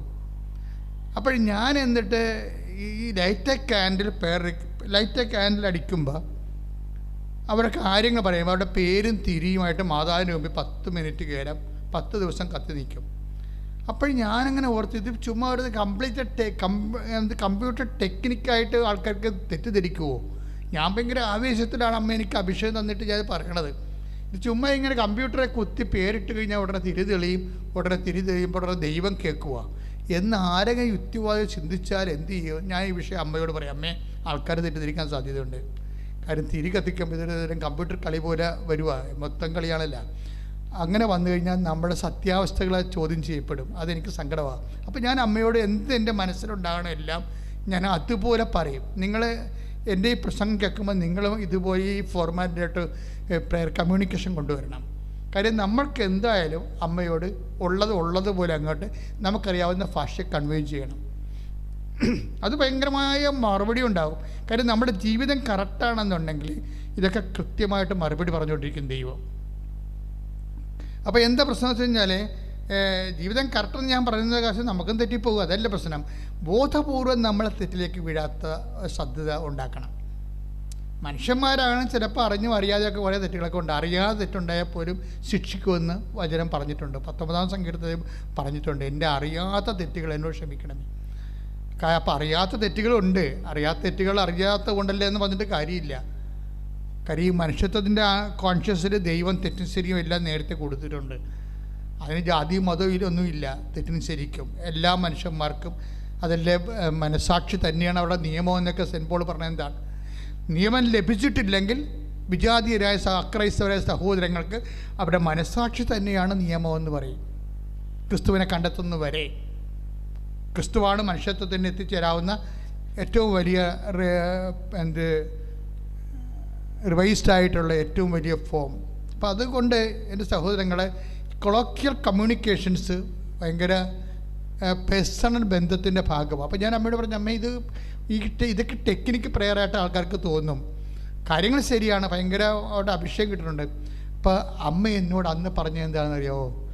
അതായത് അമ്മേൻ്റെ മനസ്സിൽ തന്നിരിക്കുന്ന ചിന്തയെന്ന് പറയണത് ചിന്തയല്ല, ബോധ്യം. കാര്യം നമുക്ക് ചിന്തയായിട്ടല്ല വരണത്, എപ്പോഴും ബോധ്യമായിട്ടാണ് വരണത്. ദൈവത്തിൻ്റെ എല്ലാ കാര്യങ്ങളും ബോധ്യം, അങ്ങോട്ടും ഇങ്ങോട്ടും അതായിരിക്കുമോ ഇതായിരിക്കുമോ അങ്ങനെയൊക്കെ തോന്നിയതാണോ അല്ലാണോ അങ്ങനെ ഇങ്ങനെ അഴകുഴമ്പം പരിപാടിയൊന്നുമില്ല. നമുക്കുള്ള കൺവിക്ഷനാണ്, ഫേം കൺവിക്ഷൻ. ദൈവമായിട്ടുള്ള ഇൻട്രാക്ഷനിൽ നമുക്ക് ലഭിക്കുന്നത് ഫേം കൺവിക്ഷനാണ്. എന്നുവെച്ചാൽ കറ കളഞ്ഞ ബോധ്യം കിട്ടും. അപ്പം അമ്മ എന്നോട് പറഞ്ഞെന്താ പറയാമോ? എടാ അത് എന്ന് വെച്ചാൽ കൃപാസനത്തിൻ്റെ വർഷങ്ങളായിട്ടുള്ള പ്രാർത്ഥനകൾ അതാണ് ഇതിൻ്റെ ആസ്തി. അയ്യോ, അത് കേട്ടോടുകൂടിയാണ് ഞാൻ ഞെട്ടിപ്പോയി, സന്തോഷമായി. അതായത് കൃപാസനത്തിലെ നീ ബ്ലെസ്സിങ്സ്, നീ അഭിഷേകം മേടിച്ചതിന് ശേഷം ഇന്ന് വരെ ജനങ്ങളെ കൊണ്ട് പ്രാർത്ഥിപ്പിച്ചിരിക്കുന്നത്. അപ്പോൾ അഖണ്ഡ ജപമാലയല്ല ഇവിടെ നിന്നല്ലേ പറഞ്ഞത്. ഇപ്പോൾ അഖണ്ഡ ജപമാല ചെല്ലുന്ന ഒരു വ്യവസായൻ ഇവിടെ കൊണ്ടുവന്നിട്ട് വർഷങ്ങളോളം രാത്രിയും പകലും ജപമാല ഉണ്ടായിരുന്ന അത് കൃപാസനത്തിൻ്റെ ആധ്യാത്മിക ആസ്തിയാണ്. കടലോരത്ത് 10 കൊല്ലം കടലിൽ കൺവെൻഷൻ നടത്തി. കടലിൽ കൺവെൻഷൻ നടത്തുമ്പോൾ ഞാൻ കൊച്ചി തൊട്ട് 2 മാസം 60 ദിവസം പുന്നപ്പുറ വരെ ഓരോ സന്ധ്യയ്ക്കും പോയിട്ട് കടപ്പുറത്തേക്ക് ഓരോ യോഗം വിളിച്ചിട്ട് മധ്യസ്ഥ പ്രാർത്ഥന നടത്തി അവിടെ പ്രസംഗിച്ച് അതെല്ലാം സുവിശേഷ പ്രകടനം 10 കൊല്ലം ചെയ്ത്. അതിൻ്റെ ഇടയ്ക്കാണ് ഈ 10,000 കണക്കിന് ആൾക്കാരുടെ കൺവെൻഷൻ. അതിന് കൃപാസനം ഇവിടെ തുടങ്ങിയപ്പോഴും ഈ 365 ദിവസം പ്രാർത്ഥിച്ചിട്ടുണ്ട്. ഓരോ ഗ്രൂപ്പുകൾ വന്നിട്ട് 365 ദിവസവും 24 മണിക്കൂറും ഇതെല്ലാം ആസ്തിയാണ്. അപ്പം ഇതിൻ്റെ ആസ്തി ഭയങ്കരമാണ്. ഈ ആസ്തിയിലാണ് ലൈറ്റ് അക്കാൻ്റെ പേർ റിക്വസ്റ്റ് ഇടുന്നത്. ഇപ്പോൾ ആ ചേച്ചി എന്താ ചെയ്തിരിക്കുന്നത്, ബെൻസി എന്താ ചെയ്തിരിക്കുന്നത്, അവർ അമേരിക്കക്കാരോട് സംസാരിക്കണത് അവർക്ക് മനസ്സിലാണില്ല. രാത്രി ഉറക്കാൻ നിലക്ക് 2 മണിക്കൊക്കെയാണ് സംസാരിക്കുന്നത്. ഇവരോട് സംസാരിക്കാൻ വേണ്ടി അവരുടെ ഓഫീസ് അല്ലേ വർക്ക് ചെയ്യാൻ വേണ്ടി. അപ്പോൾ അവർ പറയണ ഇംഗ്ലീഷ് ഇവർക്ക് മനസ്സിലാണില്ല, ഇവർ പറഞ്ഞ ഇംഗ്ലീഷ് അവർക്ക് മനസ്സിലാണില്ല. അപ്പോഴേ കൺഫ്യൂഷൻ. ഇപ്പോൾ ഇവരെന്ത് ചെയ്ത് കൃപാസം എത്തുന്നുമ്പോൾ അവർ ലൈറ്റ് അക്കാൻ്റെ പേർ റിക്വസ്റ്റ് ഇട്ട്. ലൈറ്റ് അക്കാൻ്റെ പേർ റിക്വസ്റ്റ് ഇട്ടോടുകൂടി അമ്മേ എനിക്ക് എമിഗ്രേഷൻ ക്ലിയർ ആകുന്നില്ല, എനിക്ക് അവിടുന്ന് ഒരു കൺകറൻസി കിട്ടിയാൽ മാത്രമേ വിസ പ്രോസസ്സിങ് തുടങ്ങത്തുള്ളൂ എന്നാണ് ഇവർ പറയണത്. അപ്പോൾ അതുകൊണ്ട് നടക്കത്തില്ലെന്ന് പറഞ്ഞതാണ്. അപ്പോൾ ഇവർ ലൈറ്റ് അക്കാൻ്റെ പേർ റിക്വസ്റ്റ് ഇട്ടോടുകൂടി ഈ ബെൻസി വർഗീസിൻ്റെ രാത്രി അമ്മ അവർക്ക് സ്വപ്നത്തിൽ കണ്ടിട്ട് പറയും 87 വർക്ക് ലോ അറേഞ്ച്മെൻ്റ് എന്ന് പറയും. അയ്യോ, അത് അവരെ സാക്ഷ്യം കേൾക്കാൻ ഇന്നിട്ടിരിക്കുന്ന സാക്ഷ്യമാണത്. അതായത് 87 ദിവസം കഴിയുമ്പോൾ ഈ രാജ്യത്ത് വർക്ക് ലോ അറേഞ്ച് നിനക്ക് പറ്റുന്ന രീതി, നിന്നെക്കൂടി അക്കോമഡേറ്റ് ചെയ്യാൻ പറ്റുന്ന രീതിയിൽ അവിടെ തൊഴിൽ നിയമം മാറാൻ പോകുന്നതെന്ന്. അപ്പോൾ ഇതാണ് ഇതിൻ്റെ ഒരു രീതി എന്ന് പറയുന്നത്. നമുക്ക് ഞെട്ടിപ്പോകും നമ്മുടെ. അതായത് ഒരു വ്യക്തി ഏത് വിഷയത്തിലാണ് വേദന അനുഭവിക്കണത്, കൈയും കാലും എത്താത്ത രീതിയിൽ നടുക്കടലിൽ കിടക്കുന്നത്, ആ പർട്ടിക്കുലർ വിഷയത്തിൽ ദൈവം ഇടപെടും. പർട്ടിക്കുലർ രാജ്യത്തിൻ്റെ നിയമങ്ങളൊക്കെ അമ്മ ചേഞ്ച് ചെയ്യും. ഇത് പുതിയ കാര്യമല്ല. ഞങ്ങളിതിങ്ങനെ വലിയ അത്ഭുതമില്ലാതെ പറയണ കാര്യം, ഈ രാജ്യങ്ങളുടെ നിയമങ്ങൾ അമ്മ ചേഞ്ച് ചെയ്യണത് ഏതാണ്ട് 4ാമത്തെ സാക്ഷ്യമാണ് ഇവിടെ. ഒരു അത്യാവശ്യം വന്നു കഴിഞ്ഞാൽ നിന്നെ ഏത് അക്കൗണ്ടിലും അമ്മ നിലനിർത്തും. എൻ്റെ മക്കളെ, എൻ്റെ പ്രശ്നം വെച്ച് കഴിഞ്ഞാൽ ഒരിക്കലും നമ്മൾ ദൈവത്തിൻ്റെ രീതികളൊക്കെ കണ്ടു കഴിഞ്ഞാൽ പിന്നെ നമ്മൾ പാപമെന്ന് പറയണ എന്താ, ആ ദൈവത്തിൽ നിന്ന് അകന്നു പോണത് മാത്രമാണ്. അല്ല നീ ചെയ്ത് കൂട്ടുന്ന മണ്ടത്തരങ്ങളും കാര്യങ്ങളൊന്നും അല്ല. പാപമെന്ന് പറയണ എന്താ, നിന്നെ പരിപാലിക്കണ ദൈവത്തിൽ നിന്നെ മറന്നു പോണത്, ഓർക്കാതിരിക്കണതാണ് പാപം. ശരിക്കും ഞാൻ മുമ്പ് എന്താ പറഞ്ഞത്? പാപം എന്ന് പറയുന്നത് മനുഷ്യത്വത്തിനെതിരായി വരുന്ന എല്ലാ പാപം. അത് ജനറലാണ്. ഇത് പെർട്ടിക്കുലറായിട്ട് വരുമ്പോൾ എന്താ പറയുക? പാപം എന്ന് പറയുന്നത് നിന്നെ ഇതുപോലെ സ്നേഹിക്കണ ദൈവത്തിനും കുറിച്ച് ഓർക്കാണ്ട് ഓരോ കാര്യങ്ങൾ ചെയ്ത് കൂട്ടത്തില്ലേ, ഓർക്കാണ്ട്, ദൈവത്തിന് ഓർക്കാണ്ട്. ഇന്നലെ എൻ്റെ ഒരു സഹപ്രവർത്തകൻ എന്നെ വിളിച്ചു. ഒരു ചെറിയ അങ്ങേരുടെ തോട്ടത്തിലൊരു ചെറിയ അടിയുണ്ടായി. അപ്പോൾ എന്നോട് ചോദിച്ചു, ഞാൻ ഒരു റിവോൾവറിൻ്റെ ലൈസൻസിന് വേണ്ടി അപേക്ഷിക്കാൻ പോവുകയാണ്. ഞാൻ പറഞ്ഞു, എന്തിനു ഷൂട്ട് ചെയ്യാനാണ്? അപ്പോഴേ കർത്താവിനോട് പറഞ്ഞ് അവനോട് പറയണം, ആത്മാവിൽ തുടങ്ങിയിട്ട് ശരീരത്തിൽ അവസാനിപ്പിക്കരുതെന്ന്. ബൈബിളിലുണ്ടാകുന്ന സാധനമാണ്, ബൈബിളൊരു വാക്കാണത്. ആത്മാവിൽ തുടങ്ങും പലരും, പക്ഷേ ലോകത്തിൻ്റെ ഇവിടെ മനുഷ്യനെ പൊറുപ്പിക്കത്തില്ല. വഴിയെ പോണവനും കയറി നമ്മളെ ഞൊണ്ടിച്ചും പോകും. അപ്പം അങ്ങനെ വരുമ്പോൾ നമ്മൾ അലർജറ്റിക്കാവും. അലർജറ്റിക്കായി കഴിയുമ്പോൾ, സിറ്റുവേഷൻസ് ചേഞ്ച് ആകുമ്പോൾ നമ്മളെന്ത് ചെയ്യും? നമ്മളും മാനുഷികവുമായിട്ട് തന്നെ പ്രതികരിക്കും. ഇതൊരു ടെസ്റ്റിംഗ് ടൈമാണ്. അപ്പോൾ ടെസ്റ്റിംഗ് ടൈം ആകുമ്പോൾ ഉണ്ടാകുന്നൊരു വിഷയം ഇതുപോലെ എല്ലാവർക്കും ഉണ്ടാവും. നിന്നെ ഒരു ഘട്ടം കഴിയുമ്പോൾ നീ വളർന്നു, നീ ദൈവത്തിൻ്റെ കൂടെയാണോ, നീ ദേവാലയത്തിൽ പോകുന്നുണ്ട്, കുർബാന കൂടുന്നുണ്ട്, കുർബാന സ്വീകരിക്കുന്നുണ്ട് ഒക്കെ വരുമ്പോൾ നീ ഓർക്കും, നീ ഒക്കെയാണ്, ഇതാണ് ക്രിസ്തീയ ജീവിതമെന്ന് നീ വിചാരിക്കും. ഉടനെ നീ എവിടം വരെ എത്തിയെന്നുള്ളത് അറിയിക്കാൻ വേണ്ടി പെട്ടെന്ന് കർത്താവ് അടുത്ത ഒരു പാഠം തുടങ്ങും, അടുത്തൊരു സിലബസ് തുടങ്ങും. വഴിയെ പോകണമെന്ന് നമ്മുടെ താടിക്കടി തട്ടിച്ചും പോകും. വെറുതെ ഒരു കാര്യമില്ലേ? അവൻ്റെ പുറകെ നമ്മൾ കവളം മടലും കൊണ്ടോടും, അവനെ ഒലക്കും കൊണ്ടോടും. വെറുതെ നിന്ന് നമ്മുടെ അല്ലേ ചുമ്മാ ചൊറിച്ചും പോയത്. എന്നാൽ അവനിട്ട് തിരിച്ച് പണി കൊടുക്കാമെന്ന് പറഞ്ഞുകൊണ്ട് അവനെ കിട്ടില്ല, അവൻ അനിയനിട്ടെങ്ങും തട്ടിച്ചും പോകും. തട്ടി മിസ് നമ്മൾ വീണ്ടും എണിയും പാമ്പും കളിയാണത്. നമ്മളെ വീണ്ടും പാമ്പ് കൊത്തി കൊണ്ടുവന്ന് 2 വെക്കും. ഒയ്യോ, എന്ത് കഷ്ടപ്പെട്ട് ഏണിയൊക്കെ 99-ലായതാ. പക്ഷെ ഒരു പ്രതിയോഗി വരണ സമയത്ത് നമ്മൾ കർത്താവ് പറയും, നീ ഇങ്ങനെ ആയത് പതയാണിത്, ഇത് പതയാണ്. നമ്മൾ പാലൊക്കെ എടുക്കുമ്പോൾ ചായക്ക് എടുക്കില്ലേ, ചായ ഇങ്ങനെ എടുക്കത്തില്ലേ, ഇങ്ങനെ വീശുമ്പോൾ ചായ ഇങ്ങനെ വീശിക്കഴിയുമ്പോൾ ഇങ്ങനെ കൊണ്ടുവന്ന് ടക്ക് എന്ന് പറഞ്ഞൊരു വെപ്പൊക്കെ വെക്കും നമ്മുടെ അല്ലേ ചായക്കടയിൽ. നമ്മളെ സി ക്ലാസ് കടയിലൊക്കെ ചെന്ന് കഴിഞ്ഞാൽ അവർ കൊണ്ടുവന്ന് അത് വില്ലേജ് മോഡലിൽ കൊണ്ടുവന്ന് ചായ വെക്കും. അപ്പം ഈ വലിയപ്പന്മാർ ചായ കുടിച്ചിട്ട് പറയവേ, എന്നെയാണ് ഇത് മുഴുവൻ പതയാണല്ലോ എന്ന് പറയും. അപ്പോൾ കടക്കാരൻ പറയും, ആ പതേ മര്യാദക്ക് ഒന്ന് വടച്ച് കളഞ്ഞാൽ മതി, ചായ കിട്ടിക്കൊള്ളൂ എന്ന് പറയും. നിങ്ങൾ തന്നെ കാശുകൊണ്ട് സാധനം അതിനകത്തുണ്ട്. പിന്നെ എന്താണ്, ഇപ്പം വീത്തി പതയാക്കിയതാണ്. പല ആധ്യാത്മികതയും വീത്തി പതയാക്കിയതാണ്, പത കളയാനുള്ള സാധനമാണ്. ഇപ്പം നിൻ്റെ ആധ്യാത്മികതയിൽ ഇതുപോലൊരു ഇഷ്യൂ വന്നു കഴിഞ്ഞാൽ അതിൻ്റെ അർത്ഥം പത കളയാൻ സമയമായി. നീ വിചാരിക്കണ ചായ വക്കുവരെ ഉണ്ടെന്ന് പറയണത് 3/4 ഉള്ളു, 1/4 ഗ്ലാസ് പതയാണ്. അതാണ് സംഭവം. ഈ പതയാണ് എന്ന് നമ്മളെ ഓർപ്പിക്കാൻ വേണ്ടി ഇടയ്ക്ക് ഇതുപോലെ ഇഷ്യൂസ് ഉണ്ടായിക്കൊണ്ടിരിക്കും. നമ്മളുണ്ടാക്കണമെന്ന് നിർബന്ധമില്ല. കർത്താവ് ഈ ഇഷ്യൂ ഉണ്ടാക്കിക്കൊണ്ടിരിക്കും, ദൈവം തന്നെ ഉണ്ടായിക്കൊണ്ടിരിക്കും. എന്ന് വെച്ച് കഴിഞ്ഞാൽ ദൈവത്തോട് നമ്മളൊരു ഗുസ്തിക്ക മൽപ്പിടുത്തത്തിന് തയ്യാറാക്കണ രീതിയിൽ ദൈവം ചുമ്മാ തോണ്ടും. നമ്മൾ ചുമ്മാ വഴക്ക് തോണ്ടും. യാക്കോബിനൊക്കെ തോണ്ടിയത് എങ്ങനെയല്ലേ? ആ മര്യാദക്ക് ഭാര്യയും മക്കളെ കൊണ്ട് അപ്പുറത്ത് ജാബോക്ക് നദിക്കടയിൽ അപ്പുറത്താക്കിയിട്ട് ഇപ്പുറത്ത് വന്ന് ഒരു കല്ലും തലയെ വെച്ച് കിടന്ന് ഉറങ്ങിയ സമയത്ത് അവനെ വന്ന് കാലുപടക്ക് ഇടിച്ചു. വല്ല കാര്യമുണ്ടാ? ഒരു കാര്യമില്ല. യാക്കോബിനെ പ്രകോപിപ്പിക്കേണ്ട ഒരു കാര്യമില്ല. വെറുതെ അവൻ്റെ ഉത്തരവാദിത്തമൊക്കെ നിറവേറ്റി യേശാവുമായിട്ടൊക്കെ ഒരു കോംപ്രമൈസൊക്കെ എത്തി.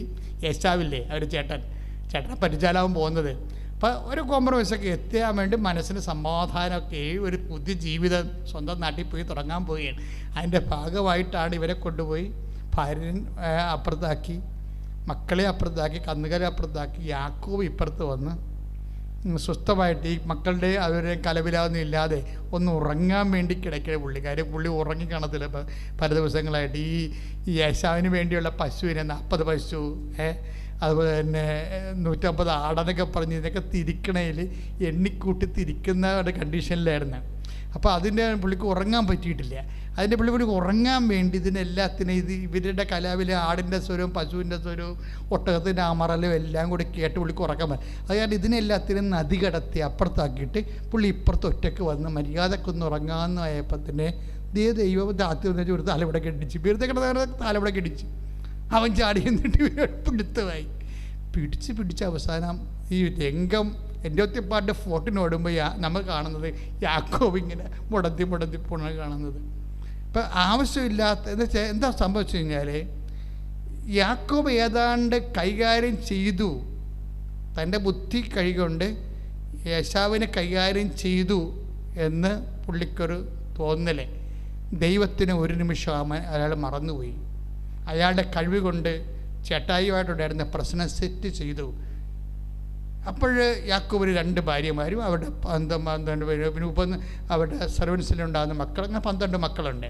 അപ്പോൾ സമർത്ഥമായ ഒരു കുടുംബവും അതിനെ പോറ്റാനുള്ള പൊന്നും എല്ലാം എന്നെ പെണ്ണും അവിടെ പെണ്ണുമ്പോഴെല്ലാം കള്ളികളായിരുന്നു. ആ വീട്ടിൽ നിന്ന് വരുമ്പോൾ അവർക്ക് സീതനം കിട്ടാഞ്ഞ കാരണം അമ്മാവൻ്റെ ഇടയ്ക്ക് നിന്ന് മാക്സിമം അപ്പൻ്റെ ഇടയ്ക്ക് നിന്ന് അടിച്ചുകൊണ്ടാണ് പോകുന്നത്, ആങ്ങളുടെ അടിച്ചുകൊണ്ടാണ് പോകുന്നത്. ഇപ്പം ലേയയും ഫസ്റ്റാണ്, റാഖേലും ഫസ്റ്റാണ്. കാര്യം അവിടെ അങ്ങനെ ചെയ്തിട്ടാണ്. കാര്യം അയാൾ അതിൻ്റെക്കാൾ അർക്കിസ് പാർട്ടിയായിരുന്നു. ലാബാൻ എന്ന് പറഞ്ഞ ആൾ എനിക്ക് എത്രയോ വർഷം പണി ചെയ്തിട്ടാണ് ഇവനെ ഈ പരുവത്തിലാക്കി കളഞ്ഞത്. അവസാനം ദൈവം ഇവനെ അനുഗ്രഹിച്ച്. പക്ഷേ ഇങ്ങനെയൊക്കെയാണെങ്കിൽ ഇതെല്ലാം തൻ്റെ കഴിവ് കൊണ്ടാണെന്നൊക്കെ ചിന്തിച്ച് ദൈവത്തിനെ അവോയ്ഡ് ചെയ്ത് കളഞ്ഞ് യാക്കോബ്. അപ്പോഴാണ് പിടുത്തം വന്നത്. ഇതുപോലെ ദൈവം ചിലപ്പോൾ ഒരു പിടുത്തം വരും നമ്മുടെ ജീവിതത്തിൽ. ഈ പിടുത്തത്തിൽ ശരിക്കും പറഞ്ഞാൽ പിടിക്കാൻ നിൽക്കാതിരിക്കുകയായിരിക്കും നല്ലത്. കാര്യം ഈ പിടിച്ചു കഴിഞ്ഞാൽ എപ്പോഴായാലും നമ്മുടെ എളി ഉളുക്കുമെന്ന കാര്യത്തിൽ യാതൊരു ഡൗട്ടും ഇല്ല. അമ്മ ആണെങ്കിൽ അമ്മയ്ക്ക് എത്ര സമയത്ത് വേണമെങ്കിലും അപ്പായുമായിട്ട് ഒരു ഗുസ്തിക്ക് തയ്യാറായിരുന്നു. കാര്യം അമ്മയോട് പറഞ്ഞ കാര്യങ്ങളൊന്നും അല്ല നടന്നത്, അല്ലേ? യാക്കോബിൻ്റെ ഗോത്രത്തിൽ അവരെന്നേക്കും ഭരിക്കും, ദാവീദിൻ്റെ സിംഹാസനം അവനേക്ക് ലഭിക്കുമെന്നൊക്കെ പറഞ്ഞിട്ട് ഒരു കുന്തവും ഇല്ല. അവസാനം ചാണാക്കുഴി പെറ്റ് കിടക്കേണ്ട കണ്ടീഷൻ വന്നപ്പോൾ ഗുസ്തിക്ക് പറ്റുന്ന എല്ലാ പരിപാടിയും ദൈവം തന്നെ ഒപ്പിക്കും നമ്മുടെ ജീവിതത്തിൽ. ഇത് മനസ്സിലാക്കാനുള്ള ഒരു കഴിവ് അമ്മയ്ക്കുണ്ടായിരുന്നു. അമ്മ പറഞ്ഞു, അപ്പ ഗുസ്തിക്കുള്ള ഉദ്ദേശമാണെന്ന് എനിക്കറിയാം, പക്ഷേ നമ്മളതിന് കിട്ടത്തില്ല കേട്ടാ. പരിശുദ്ധാത്മാവ് എന്നോട് പറഞ്ഞിട്ടുണ്ട് അപ്പം ഗുസ്തിക്ക് വന്നിരിക്കണമെന്ന്. ഞാൻ ഗുസ്തിക്കില്ല. അമ്മ തർക്കിച്ചില്ല, അമ്മ ബഹളം ഉണ്ടാക്കില്ല, ഹൃദയത്തെ സംഗ്രഹിച്ചു. അതാണ് ഏറ്റവും അമ്മയുടെയൊക്കെ ഒരു നിലപാട്. ആധ്യാത്മികമായി വളരണമെന്നുണ്ടെങ്കിൽ മിനിമം ഹോളി സ്പിരിറ്റ് വേണം. പരിശുദ്ധാത്മാവ് അമ്മയോട് പറഞ്ഞ, മേരി ഇത് പാഠത്തിലുള്ളതാണ്, സിലബസിലുള്ളതാണ്, അപ്പം ഗുസ്തിക്ക് വരുന്നതായിരിക്കണം, അതാണ് നിന്നെ കൊണ്ട് ചാണാക്കുഴി തട്ടിയത്, നീ മിണ്ടിപ്പോരെന്ന് പറഞ്ഞു. അതുകൊണ്ടാണ് അപ്പം ഞാൻ ഗുസ്തിക്കൊന്നുമില്ല, അപ്പം ഗുസ്തിയാണെന്നുള്ളത് എനിക്കറിയാം. എന്താ കാര്യം വെച്ച് കഴിഞ്ഞാൽ അപ്പന് വളർത്തണം ആളെ. എന്താണ്? വിശ്വാസത്തെ വളർത്തണം, പ്രത്യാശയെ വളർത്തണം, ദൈവസ്നേഹത്തെ വളർത്തണം, സമർപ്പണത്തെ വളർത്തണം. ഇതെല്ലാം കൊണ്ട് മാക്സിമം പോയി കഴിഞ്ഞാൽ എന്താ വരാൻ പറ്റണത്? സമർപ്പണമല്ലേ. അത് ആദ്യമേ അമ്മ അങ്ങോട്ട് പറയും, അപ്പം ഒരു പരിപാടിക്കുമില്ല, സമർപ്പണം, ഇതാ കർത്താവിൻ്റെ ദാസി. ഇത് യാക്കോബിനെ അതറിയാൻ പറ്റാഞ്ഞുകൊണ്ടാണ് മണ്ടൻ എളി ഉളുക്കേണ്ട കണ്ടീഷൻസ് വന്നത്. ഇതുപോലെ എപ്പോഴും നമ്മുടെ ജീവിതത്തിൽ ഒരു ഗുസ്തിയുമായിട്ടൊരാൾ വരും. ചിലപ്പോൾ നമ്മൾ ഉദ്ദേശിക്കുന്നത് ദൈവം വരുമെന്നും പറഞ്ഞാൽ നിങ്ങളിരിക്കണത് ദൈവമൊന്നും പറയേണ്ട, നാട്ടിലെ ഗുണ്ടകൾ വന്നാൽ മതി. എൻ്റെ സ്വന്തം ഇടവക ഇരുന്ന് ഞാൻ ജോലി ചെയ്തിട്ട് അവിടെ നാട്ടുകാരിലെ ഒരാൾ എന്നെ തല്ലിയിട്ടുണ്ട്, പോരെ? എങ്ങനെയുണ്ട് പരിപാടി? അപ്പോൾ ഈ കാര്യങ്ങളെല്ലാം ഞാൻ എന്താണെന്ന് ചെയ്തിരിക്കണത്, എൻ്റെ കർത്താവിൻ്റെ വചനം 3 പ്രാവശ്യം ഞാൻ അവനോട് പോയി ക്ഷമ ചോദിക്കും. അവനെ പ്രകോപിപ്പിച്ചതിലാണ്, വേറെ പ്രശ്നമൊന്നുമില്ല. കാര്യം അവൻ്റെ ഒരു കാര്യം നടത്താൻ എനിക്ക് പറ്റിയില്ല. കാര്യം എന്നെ പട്ടാളം പോലെ ആൾക്കാർ പല നാടുകളിൽ നിന്ന് വന്നിട്ടുണ്ട്, എന്നെ പിടിച്ചു വെച്ചുകൊണ്ടിരിക്കുകയാണ്. അവിടെ കാര്യം നടക്കാൻ കൗൺസിലിംഗ് നടന്നുകൊണ്ടിരിക്കുകയാണ്. യവന് വെഞ്ചരിക്കണം, ഒരു വണ്ടി വെഞ്ചരിക്കണം, തക്കാളി വണ്ടി ഉന്തിക്കൊണ്ടുകൊണ്ട് പോകണം. അപ്പം ഞാനവിടെ പറഞ്ഞു, ചേട്ടാ ആ തക്കാളി വണ്ടിയല്ലേ ചേട്ടൻ ഉന്തിക്കൊണ്ട് വിൽക്കാനുള്ള സാധനമല്ലേ, അതുകൊണ്ട് ചേട്ടൻ ഇങ്ങോട്ട് കൊണ്ടുവന്നാൽ മതി, ഞാൻ വെഞ്ചരിച്ച് തരാം. അല്ല, അപ്പം വിറഞ്ഞിട്ട് അയാൾ എൻ്റെ താടിക്കിട്ട് തട്ടി. പക്ഷെ ഞാനൊരു അക്ഷരമിണ്ടാതെ വിശ്വാസ പ്രകടനം ചൊല്ലി കൂടെ പോയി അയാളുടെ വണ്ടി വെഞ്ചരിച്ച് കൊടുത്ത്. എന്നിട്ട് ഞാൻ ആ മനുഷ്യനെ പ്രകോപിപ്പിച്ചതിൽ പല പ്രാവശ്യം 3 പ്രാവശ്യം ആ ഇടവകയിൽ നിന്ന് പോന്നിട്ട് ഞാൻ പോയി എൻ്റെ ജീവചരിത്രം തെതൂല അതെല്ലാം എഴുതിയിട്ടുണ്ട്, അയാളുടെ പേര് വരെ എഴുതിയിട്ടുണ്ട്, എന്താ സംഭവിച്ചതെന്ന്. പക്ഷെ ആ മനുഷ്യൻ 3ാമത്തെ പ്രാവശ്യം ഞാൻ ചെന്നിട്ട് ആ മനുഷ്യൻ എൻ്റെ ക്ഷമയോ അതൊന്നും അംഗീകരിച്ചില്ല. എന്നെ അയാൾ വേണമെങ്കിൽ ആ കൂട്ടത്തിൽ വെച്ച് എന്നെ ഒരു കൊച്ചാക്കണ പോലെ അങ്ങനെ അയാൾ പെരുമാറിയത്. ഞാനത് ആരോടും പറഞ്ഞില്ല, ഈശോയോട് മാത്രമേ പറഞ്ഞുള്ളൂ.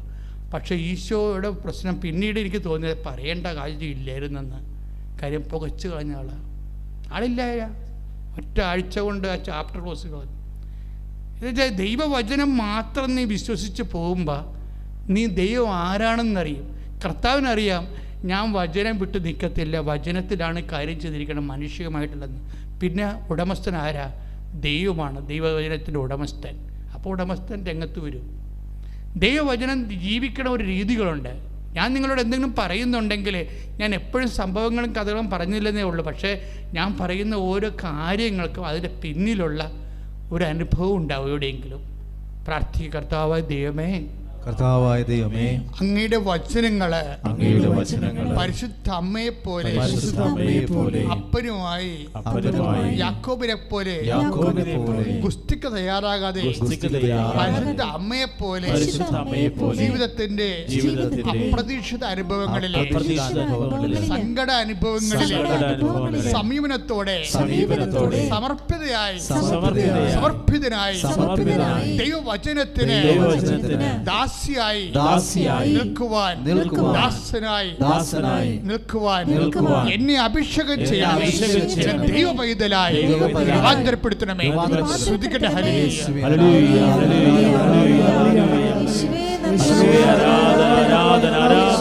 കർത്താവേ, ഞങ്ങൾ രൂപാന്തരപ്പെടുത്തണമേ എന്ന് പ്രാർത്ഥിക്കുന്നു.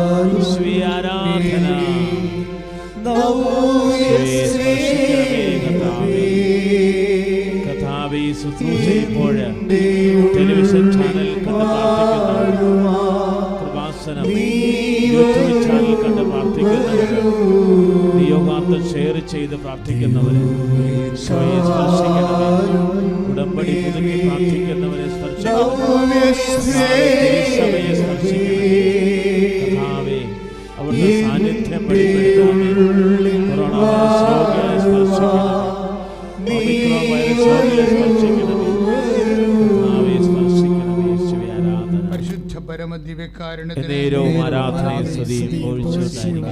ഇപ്പൊ നമ്മള് പറഞ്ഞുകൊണ്ടിരുന്ന വിഷയം ബെൻസി വർഗീസിന്റെ വിഷയമാണ്.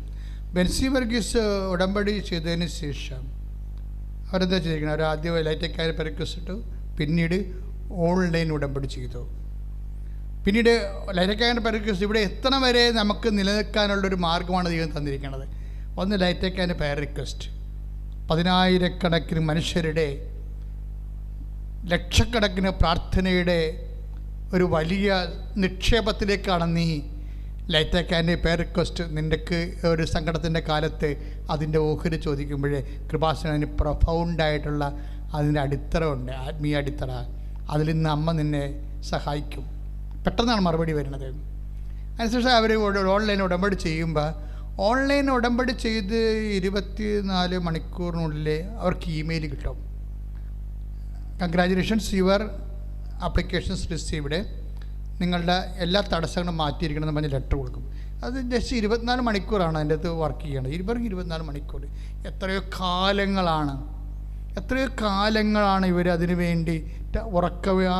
അമേരിക്കക്കാരന് പകലാകാൻ വേണ്ടി നമ്മുടെ രാത്രികളെ പകലാക്കി എത്രയോ കാലം സംസാരിച്ചതാണ്. അവർക്ക് മനസ്സിലാകണം ഇംഗ്ലീഷ്, അവർക്ക് മനസ്സിലാണില്ല. അവരുടെ പറയുന്ന ഇംഗ്ലീഷ് ഇവർക്ക് മനസ്സിലാണില്ല. ഇങ്ങനെ നീണ്ട കയറ്റി കിടക്കുന്ന സംഭവം അമ്മ ഓൺലൈൻ ഉടമ്പടി എന്ന് പറയുമ്പോൾ within no time 24 hours within 24 hours അവിടെ നിന്ന് ഇമെയിൽ വരികയാണ്. ഇതാണ് ഉടമ്പടി റേഞ്ച് എന്ന് പറയുന്നത്. ഇത് എന്തുകൊണ്ടാണ് ഇങ്ങനെ വരണമെന്ന് ചോദിക്കുമ്പോൾ ഉടമ്പടിയുടെ പാക്കേജ്, അതിൻ്റെ പദ്ധതി അതാണ്. അതായത് നമ്മളുടെ ഓരോ വിഷയത്തിനും, അതായത് ഇന്ന് എന്തുകൊണ്ടാണ് ഇത്രയും എഡ്യൂക്കേറ്റഡ് ആൾക്കാർ ഉടമ്പടി ചെയ്യാൻ കാരണം എന്താണ്? ഇപ്പോൾ ഉടമ്പടി വരുന്ന എല്ലാവരും തന്നെ ഒന്നാമത്തെ ഉടമ്പടി ശരിക്കും പഠിക്കണം. വളരെ ശ്രദ്ധയോടെ പഠിക്കണവർക്ക് കൂടുതലാണ് അതിൻ്റെ കാര്യം. ഇതിൻ്റെ നമ്മൾക്കുണ്ടാകുന്ന അതുകൊണ്ടാണ് ഞങ്ങൾ 65 വയസ്സ് കഴിഞ്ഞാൽ ഉടമ്പടി എടുപ്പിക്കരുതെന്നൊക്കെ പറഞ്ഞത്. ഉടമ്പടി അവർക്ക് മനസ്സിലാകത്തില്ല. അവർ കൊണ്ടുവന്ന് യൂദാസ് കുഞ്ഞാൻ്റെ പെട്ടി അസാധ്യക്കാരൻ്റെ മധ്യസ്ഥം എന്ന് പറഞ്ഞുകൊണ്ട് കത്തിട്ടേക്കണ പോലെ അവർ പോകും. ചിലപ്പോൾ പ്രവർത്തനം ചെയ്യും, ചിലപ്പോൾ ചെയ്യത്തില്ല. കാര്യം അവരിങ്ങനെ ഈ അപേക്ഷ കത്തിട്ട് പഠിച്ചിട്ടുള്ള ആൾക്കാരാണ്. അസാധ്യ കാര്യമല്ലല്ലോ ഉടമ്പടി നടക്കണത്. ഉടമ്പടി നടക്കണ അസാധ്യ കാര്യങ്ങൾ നടക്കും. പിന്നെ എന്താണ്? അടിയന്തര എമർജൻസി ആയുള്ള കാര്യങ്ങൾ. അസാധ്യ കാര്യങ്ങൾ മാത്രമല്ല നടക്കണം ഉടമ്പടിയിൽ, അടിയന്തര കാര്യങ്ങൾ നടക്കും. ഇപ്പം കാനായിലെ കല്യാണ വിള തന്നെ അടിയന്തര വിഷയമാണ്. കല്യാണ അടിയന്തരത്തെക്കുറിച്ചല്ല പറയണത്. അതായത് അവർക്ക് വീഞ്ഞില്ല. വീഞ്ഞില്ലെങ്കിൽ എന്താ പ്രശ്നം? ഒരു 10 മിനിറ്റ് കഴിഞ്ഞാൽ അവിടുത്തെ ആൾക്കാർ പോകും. കല്യാണത്തിലൊക്കെ യഹൂദിൻ്റെ കല്യാണത്തിന് അറിയാമല്ലോ, പാനോപചാരം എന്ന് പറഞ്ഞത് 10 ദിവസമാണ്. അതിനൊരു പഠിക്കുക വരുമ്പോൾ തന്നെ ഒരു കോട്ട് കൊടുക്കും. ഒരു നമുക്ക് ഓവർകോട്ടില്ലേ, അതുപോലെ തന്നെയാണ് ഒരു ഓവർകോട്ട്. പഠിക്കൽ ചിലപ്പോൾ തന്നെ ഓവർകോട്ട് തൂക്കിയിട്ടേക്കും. അതൊക്കെ മുമ്പ് ഇവിടെ കല്യാണ കത്തുണ്ടാവും. കല്യാണ കത്തില്ലേ, അത് കത്ത് ഓരോരുത്തരെ അറിയിക്കുമ്പോൾ ഈ കല്യാണ കത്ത് അവർക്ക് കൊടുക്കും. കല്യാണ കത്തും കൊണ്ടാണ് ഇവർ വരുന്നത്. പഠിക്കുക വരുമ്പോൾ പഠിക്കുക ശിവായി നിൽക്കുന്നുണ്ടാവും. അയാൾ കത്ത് പരിശോധിക്കും. ആ പരിശോധിച്ചിട്ട് ഈ കത്തിൽ ഇയാളുടെ പേരുണ്ടെങ്കിൽ അതിനകത്ത് ആ കത്തിൻ്റെ അകത്ത് എല്ലാവരുടെയും പേരുണ്ടാവും. ആ കല്യാണത്തിന് വിളിച്ചിരിക്കുന്ന ആൾക്കാരുടെ മുഴുവൻ പേരുണ്ടാവും. ആ കത്ത് വായിച്ച് നോക്കിയിട്ട് ഇയാൾക്ക് കല്യാണ വസ്ത്രം കൊടുക്കും. അതാണ് കർത്താവ് ചോദിക്കുന്നത്. സ്നേഹിത കല്യാണ വസ്ത്രം എന്നൊക്കെ ചോദിക്കണില്ലേ, നിൻ്റെ കല്യാണ വസ്ത്രം എവിടെ എന്നൊക്കെ ചോദിക്കില്ലേ. അപ്പോൾ കത്ത് ലഭിക്കാത്ത ആൾക്കാർ അതിൻ്റെ അടുത്ത് കയറിയിരിക്കുകയാണ്. ഇപ്പോൾ മാത്രമല്ല ഇങ്ങനെയുള്ള അടിയന്തരം നോക്കി ഭക്ഷണം കഴിക്കാൻ പോകുന്ന ആൾക്കാർ പണ്ടും ഉണ്ടായിരുന്നു. അപ്പോൾ ചില അതായത് സ്നേഹിത നിൻ്റെ കല്യാണ വസ്ത്രം എവിടെ? അപ്പോൾ അവൻ നിന്ന് പരിങ്ങും, ഗെറ്റ് ഔട്ട് എന്ന് പറയും, പുറത്ത് പോടാന്ന് പറയും. അപ്പോൾ എന്തൊരു ആ അലർച്ച വല്ലാത്ത അലർച്ചയിൽ പോയി. ഞാനടുത്ത് വലിയ അവരെ കോംപ്രമൈസ് ചെയ്ത് ഇരുത്തേണ്ടതല്ല, അവരെ കോംപ്രമൈസ് ചെയ്ത് അവിടെ ഇരുത്തേണ്ടതല്ലായിരുന്നോ? പക്ഷെ എന്താ പ്രശ്നം? വരപ്രസാദത്തിൻ്റെ വിഷയമാണ്. കല്യാണ വസ്ത്രം എന്ന് പറഞ്ഞാൽ എന്താണ്? വരപ്രസാദമാണ്. നമ്മുടെ ഉള്ളിൽ ആത്മാവിന്, നിൻ്റെ ആത്മാവിനെ പുണ്യപ്പെടുത്തുന്നതിന് ഈശോമിശിഹാ സ്ഥാപിച്ച കാണപ്പെടാത്ത അടയാളം, നമുക്ക് കാണപ്പെടാത്ത ദൈവത്തെ വരപ്രസാദം നമുക്ക് ലഭിക്കാൻ ഈശോമിശിഹാ സ്ഥാപിച്ച കാണപ്പെടുന്ന അടയാളമാണ് കൂദാശ. കൂദാശകളിലൂടെയും ജീവിതത്തിൻ്റെ സാക്ഷ്യങ്ങളുടെയാണ് നമുക്ക് വരപ്രസാദത്തിന് വരുമാനം കിട്ടുന്നത്. ഈ ഒരു സംഭവം ഇല്ലാത്ത കക്ഷിയാണ് അകത്ത് കയറി ഇരിക്കുന്നത്. എവിടെയാണ്?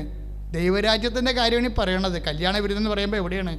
ദൈവരാജ്യത്തിലെ കല്യാണ വിരുന്നാണ് ഈ പറയണത്. അവിടെ മണവാളൻ ഈശോയാണ്, സഭ മണവാട്ടിയാണ്. പക്ഷെ അതിൻ്റെ അകത്ത് വരപ്രസാദം ഇല്ലാത്ത പക്ഷിയോട് പറയണത് എന്താണ്? കേരൗട്ട് അടിച്ചിട്ടുണ്ടല്ലോ, ഒരു 1-1.5 അടി അടിക്കണം എന്ന് വെച്ചാൽ കാര്യത്തോടെടുക്കുമ്പോൾ അണ്ടിയോടെടുക്കുമ്പോൾ മാങ്ങയുടെ പുളി നമ്മൾ അറിയും എന്ന് പറഞ്ഞ പോലെ ഈ വരപ്രസാദം, നിത്യജീവൻ, ദൈവരാജ്യം എന്നൊക്കെ പറയുമ്പോൾ അവിടെ ഈശോയുടെ സംസാരത്തിൽ ഒരു പതുമയും ഇല്ല. അയാളെ ഗെറ്റൗട്ട് അടിക്കണമെന്ന് വെച്ചാൽ മിക്കവാറും ആ സ്ഥലം മൊത്തം കെട്ട് കാണും, ആ ഗ്രാമം. കാര്യം അത്രയും സീരിയസ് ആ വിഷയം. വരപ്രസാദം എന്ന് പറഞ്ഞ വസ്ത്രമാണ്, പുണ്യത്തിൻ്റെ വരപ്രസാദത്തിൻ്റെ വസ്ത്രമാണ് കല്യാണ വസ്ത്രം എന്ന് പറയുന്നത്. ഇത് ദൈവരാജ്യത്തിൽ ഇല്ല എന്നുണ്ടെങ്കിൽ, നമ്മൾ ചെല്ലുമ്പോഴില്ലെങ്കിൽ നമ്മൾ ഗെറ്റൗട്ടാണ് എൻ്റെ അകത്ത്, ഒരു സംശയമില്ല കാര്യത്തിൽ. അപ്പോൾ ഇവിടുത്തെ പ്രോബ്ലം എന്ന് വെച്ച് കഴിഞ്ഞാൽ ഇവിടെ വീഞ്ഞ് തീർന്നു പോയി. വീഞ്ഞ് തീർന്നു പോയത് എന്താവശ്യമാണത്?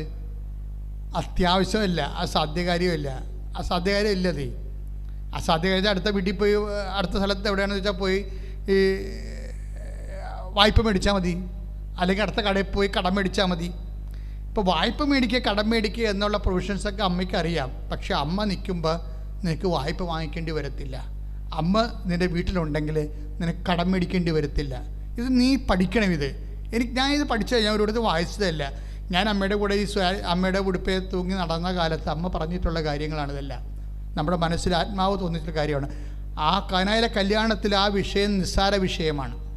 അത് വേണമെങ്കിൽ അമ്മയ്ക്ക് പരിഹരിക്കണമെങ്കിൽ അടുത്ത കടയിൽ പോയി കടം മേടിക്കാൻ പറഞ്ഞാൽ മതി, അല്ലെങ്കിൽ അടുത്ത വീട്ടിൽ പോയി വായ്പ വാങ്ങിക്കാൻ പറഞ്ഞാൽ മതി. പക്ഷെ അമ്മ നിൽക്കുമ്പോഴേ നിന്നെ കണ്ടവൻ്റെ മുമ്പിൽ കൈനീട്ടാൻ അനുവദിക്കത്തില്ല. ഏത് അമേരിക്കക്കാരനാണെന്ന് പറഞ്ഞാലും അമ്മ അപ്പം ഇംഗ്ലീഷ്, നമ്മൾ പറഞ്ഞ ഇംഗ്ലീഷ് മനസ്സിലാകത്തില്ലെന്ന് പറഞ്ഞാലും അമ്മ ഇടപെട്ട് കഴിയുമ്പോഴുണ്ടല്ല അവൻ ചപ്പ അടിച്ചുകൊണ്ട് സാരം കണ്ട് ഇമെയിൽ വിടും. അതാണ് കാര്യം. അത് അനുഭവിച്ചിട്ടുള്ളവൻ പിന്നെ ഒരിക്കലും പോകത്തില്ല.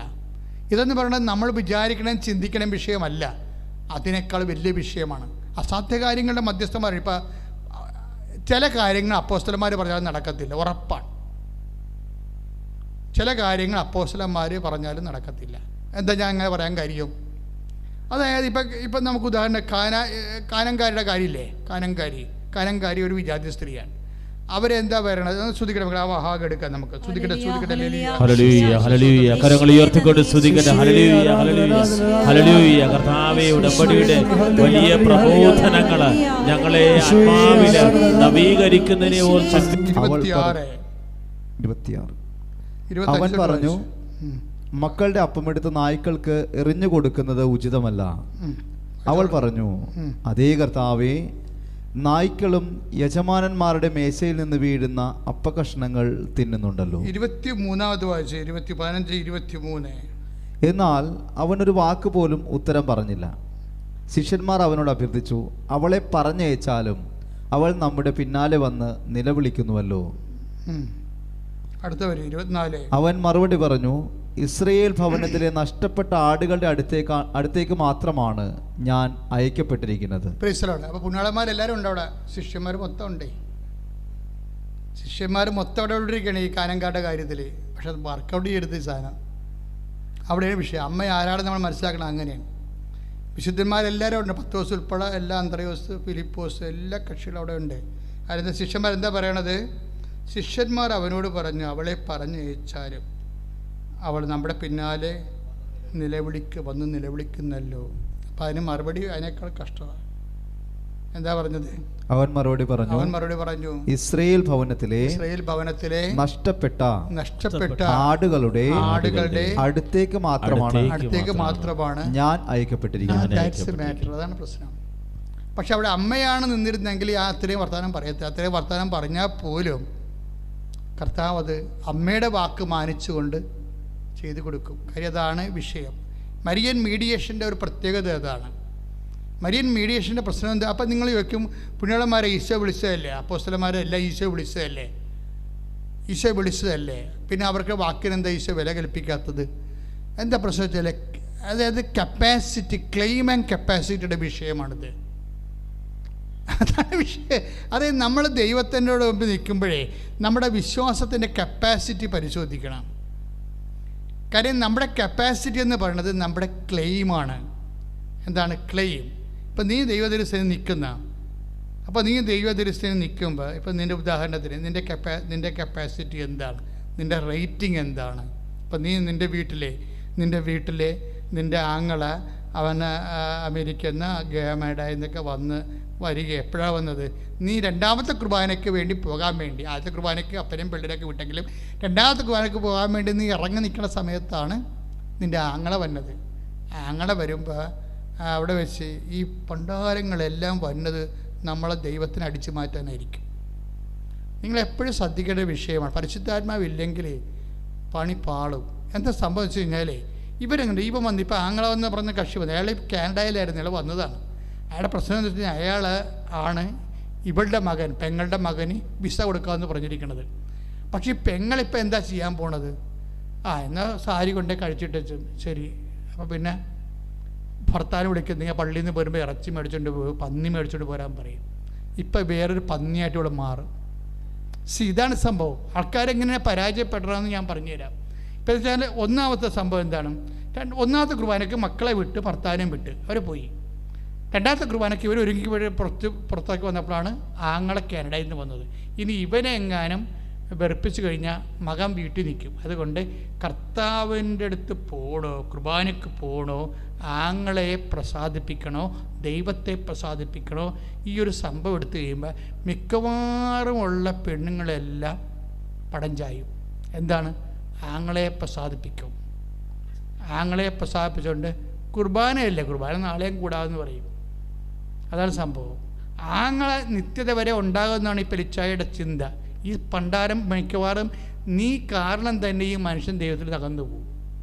എന്താ കാരണം? ഒന്നുമില്ലെങ്കിലേ അവന് എന്തെങ്കിലും നല്ല വാക്ക് പറഞ്ഞിട്ട് നിനക്ക് ഇപ്പം അളിയൻ വരും എന്ന് പറഞ്ഞാൽ ഫോണൊക്കെ കൊടുത്തിട്ട് അളിയനോട് സംസാരിച്ചിട്ട് നിനക്ക് നേരെ പള്ളിയിൽ പോകാം. പക്ഷേ പരിശുദ്ധാത്മാവ് നിനക്കില്ലാത്ത കാരണം നീ ഉടനെ വിളിച്ച് പറയുന്നത് എന്താണ്? അളിയൻ വന്ന് കേട്ടാ, അങ്ങനെ വന്നിട്ടുണ്ട്, നിങ്ങളെ പന്നി മേടിച്ചുകൊണ്ട് പോരാൻ പറയും. അതാണ് നീ പറയണത്. എന്നിട്ട് നീ സാരിയെല്ലാം കഴിച്ചിട്ട് നീ ഇവിടെ അടുക്കളയിൽ കയറിയൊക്കെയാണ്. ഇത് പിന്നെ കുറേ കുളുകുള വർത്തമാനം. നീ മെലിഞ്ഞു പോയില്ല, ചടച്ചു പോയില്ല, ആനെ കൂനെ ഒരു കാര്യമില്ലേ, അവനെ സോപ്പിടാൻ വേണ്ടി പഞ്ചാരടിക്കും അതായത് ഇതെല്ലാം ദൈവത്തിനറിയാം. നിൻ്റെ ഉടനെ നിൻ്റെ പെയിൻറ്റ് മാറണം കണ്ടില്ലേ? എന്തിനാണ് നിൻ്റെ ഈ ഗ്യാരണ്ടീഡ് ആണ് കളറാണെന്ന് ചോദിക്കുന്നതാണ് പ്രശ്നം. ഓരോ ഇഷ്യൂ ഉണ്ടാകണത് എന്താണ്? നിൻ്റെ വിശ്വാസം ഗ്യാരണ്ടി ഉള്ളതാണോ? പലരുടെയും വിശ്വാസം ഐസ്ക്രീമല്ല, ഈ കേക്കിൻ്റെ പുറത്തിരിക്കുന്ന ബട്ടറാണ് സാധനം. ബട്ടറാണ് അത്. പിള്ളേർക്ക് മാന്തി തിന്നാനുള്ള സാധനമാണ്. നമുക്ക് കേക്ക് മുറിക്കുമ്പോൾ കണ്ടിട്ടില്ലേ? ആരാ വരുന്നത് ആദ്യം? കുഞ്ഞുങ്ങൾ വരും. കുഞ്ഞുങ്ങൾ നമ്മൾ മുറിക്കണമുമ്പോൾ തന്നെ കൈയുടെ അകത്ത് കുഞ്ഞി കൈയും കൊണ്ട് വന്നിട്ട് അതൊക്കെ അതുപോലെ തത്തയും പൂച്ചയും അതുപോലെ തന്നെ പൂവൊക്കെ പറിച്ചു തിന്നുകൊണ്ട് പോകും. അപ്പോൾ നമ്മളിവിടെ കൈ പോവും അമ്മ എടുത്ത് തരാം, അമ്മ എടുത്ത് തരാമെന്ന് പറഞ്ഞു കഴിഞ്ഞാൽ അതൊന്നും സമ്മതിക്കത്തില്ല, കൊച്ചുപിള്ളയുടെ സ്വഭാവമാവില്ല. അപ്പോൾ എന്താണ്? കേക്കിൻ്റെ പുറത്തേക്കുള്ള ബട്ടർ കുഞ്ഞുങ്ങൾക്കുള്ളതാണ്. കേക്ക് ഉണ്ടാക്കുന്ന ആൾക്കാരുടെ ഉദ്ദേശം അതാണ്. ഷുഗർ പിടിച്ച പ്രായമുള്ളവർക്കുള്ളതല്ലത്, കുഞ്ഞുങ്ങൾക്കുള്ളതാണത്. അവർക്ക് രസം ഉണ്ടാക്കാൻ വേണ്ടി ഉണ്ടാക്കിയിരിക്കുന്നത്. അപ്പോൾ അവരതെങ്ങനെയെങ്കിലൊക്കെ കൈ മുറിച്ചൊക്കെ കൊണ്ടുപോയിക്കൊള്ളും. പക്ഷേ അതിൻ്റെ പ്രശ്നം എന്ന് വെച്ച് കഴിഞ്ഞാൽ ഇതുപോലെ ജീവിതത്തിൻ്റെ ബട്ടർ ഭാഗങ്ങൾ ഇതുപോലെ ഉണ്ടാക്കി വെച്ചിരിക്കുന്ന ഇതുപോലുള്ള ഭാഗങ്ങൾ, മധുരിപ്പിക്കുന്ന ഭാഗങ്ങൾ, ഇത് എന്തുമാത്രം ഉണ്ട് എന്നറിയാനും അത് നിന്നെ എപ്പോഴും ദൈവം ടെസ്റ്റ് ചെയ്തുകൊണ്ടിരിക്കും. എൻ്റെ മക്കളെ, ഇത് അത്ര നിസ്സാരമല്ല കേട്ടോ ക്രിസ്തീയ ജീവിതം എന്ന് പറയുമ്പോൾ. കാര്യം ഇതിൻ്റെ മോട്ടോ എന്ന് പറയുമ്പോൾ നമുക്ക് നിത്യതയല്ലേ.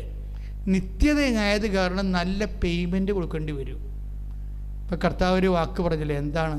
നിങ്ങൾ വിലക്ക് വാങ്ങപ്പെട്ടവരാണ്. ശ്രുതിക്കട്ടെ ഹല്ലേലൂയ ഹല്ലേലൂയ ഹല്ലേലൂയ ഹല്ലേലൂയ.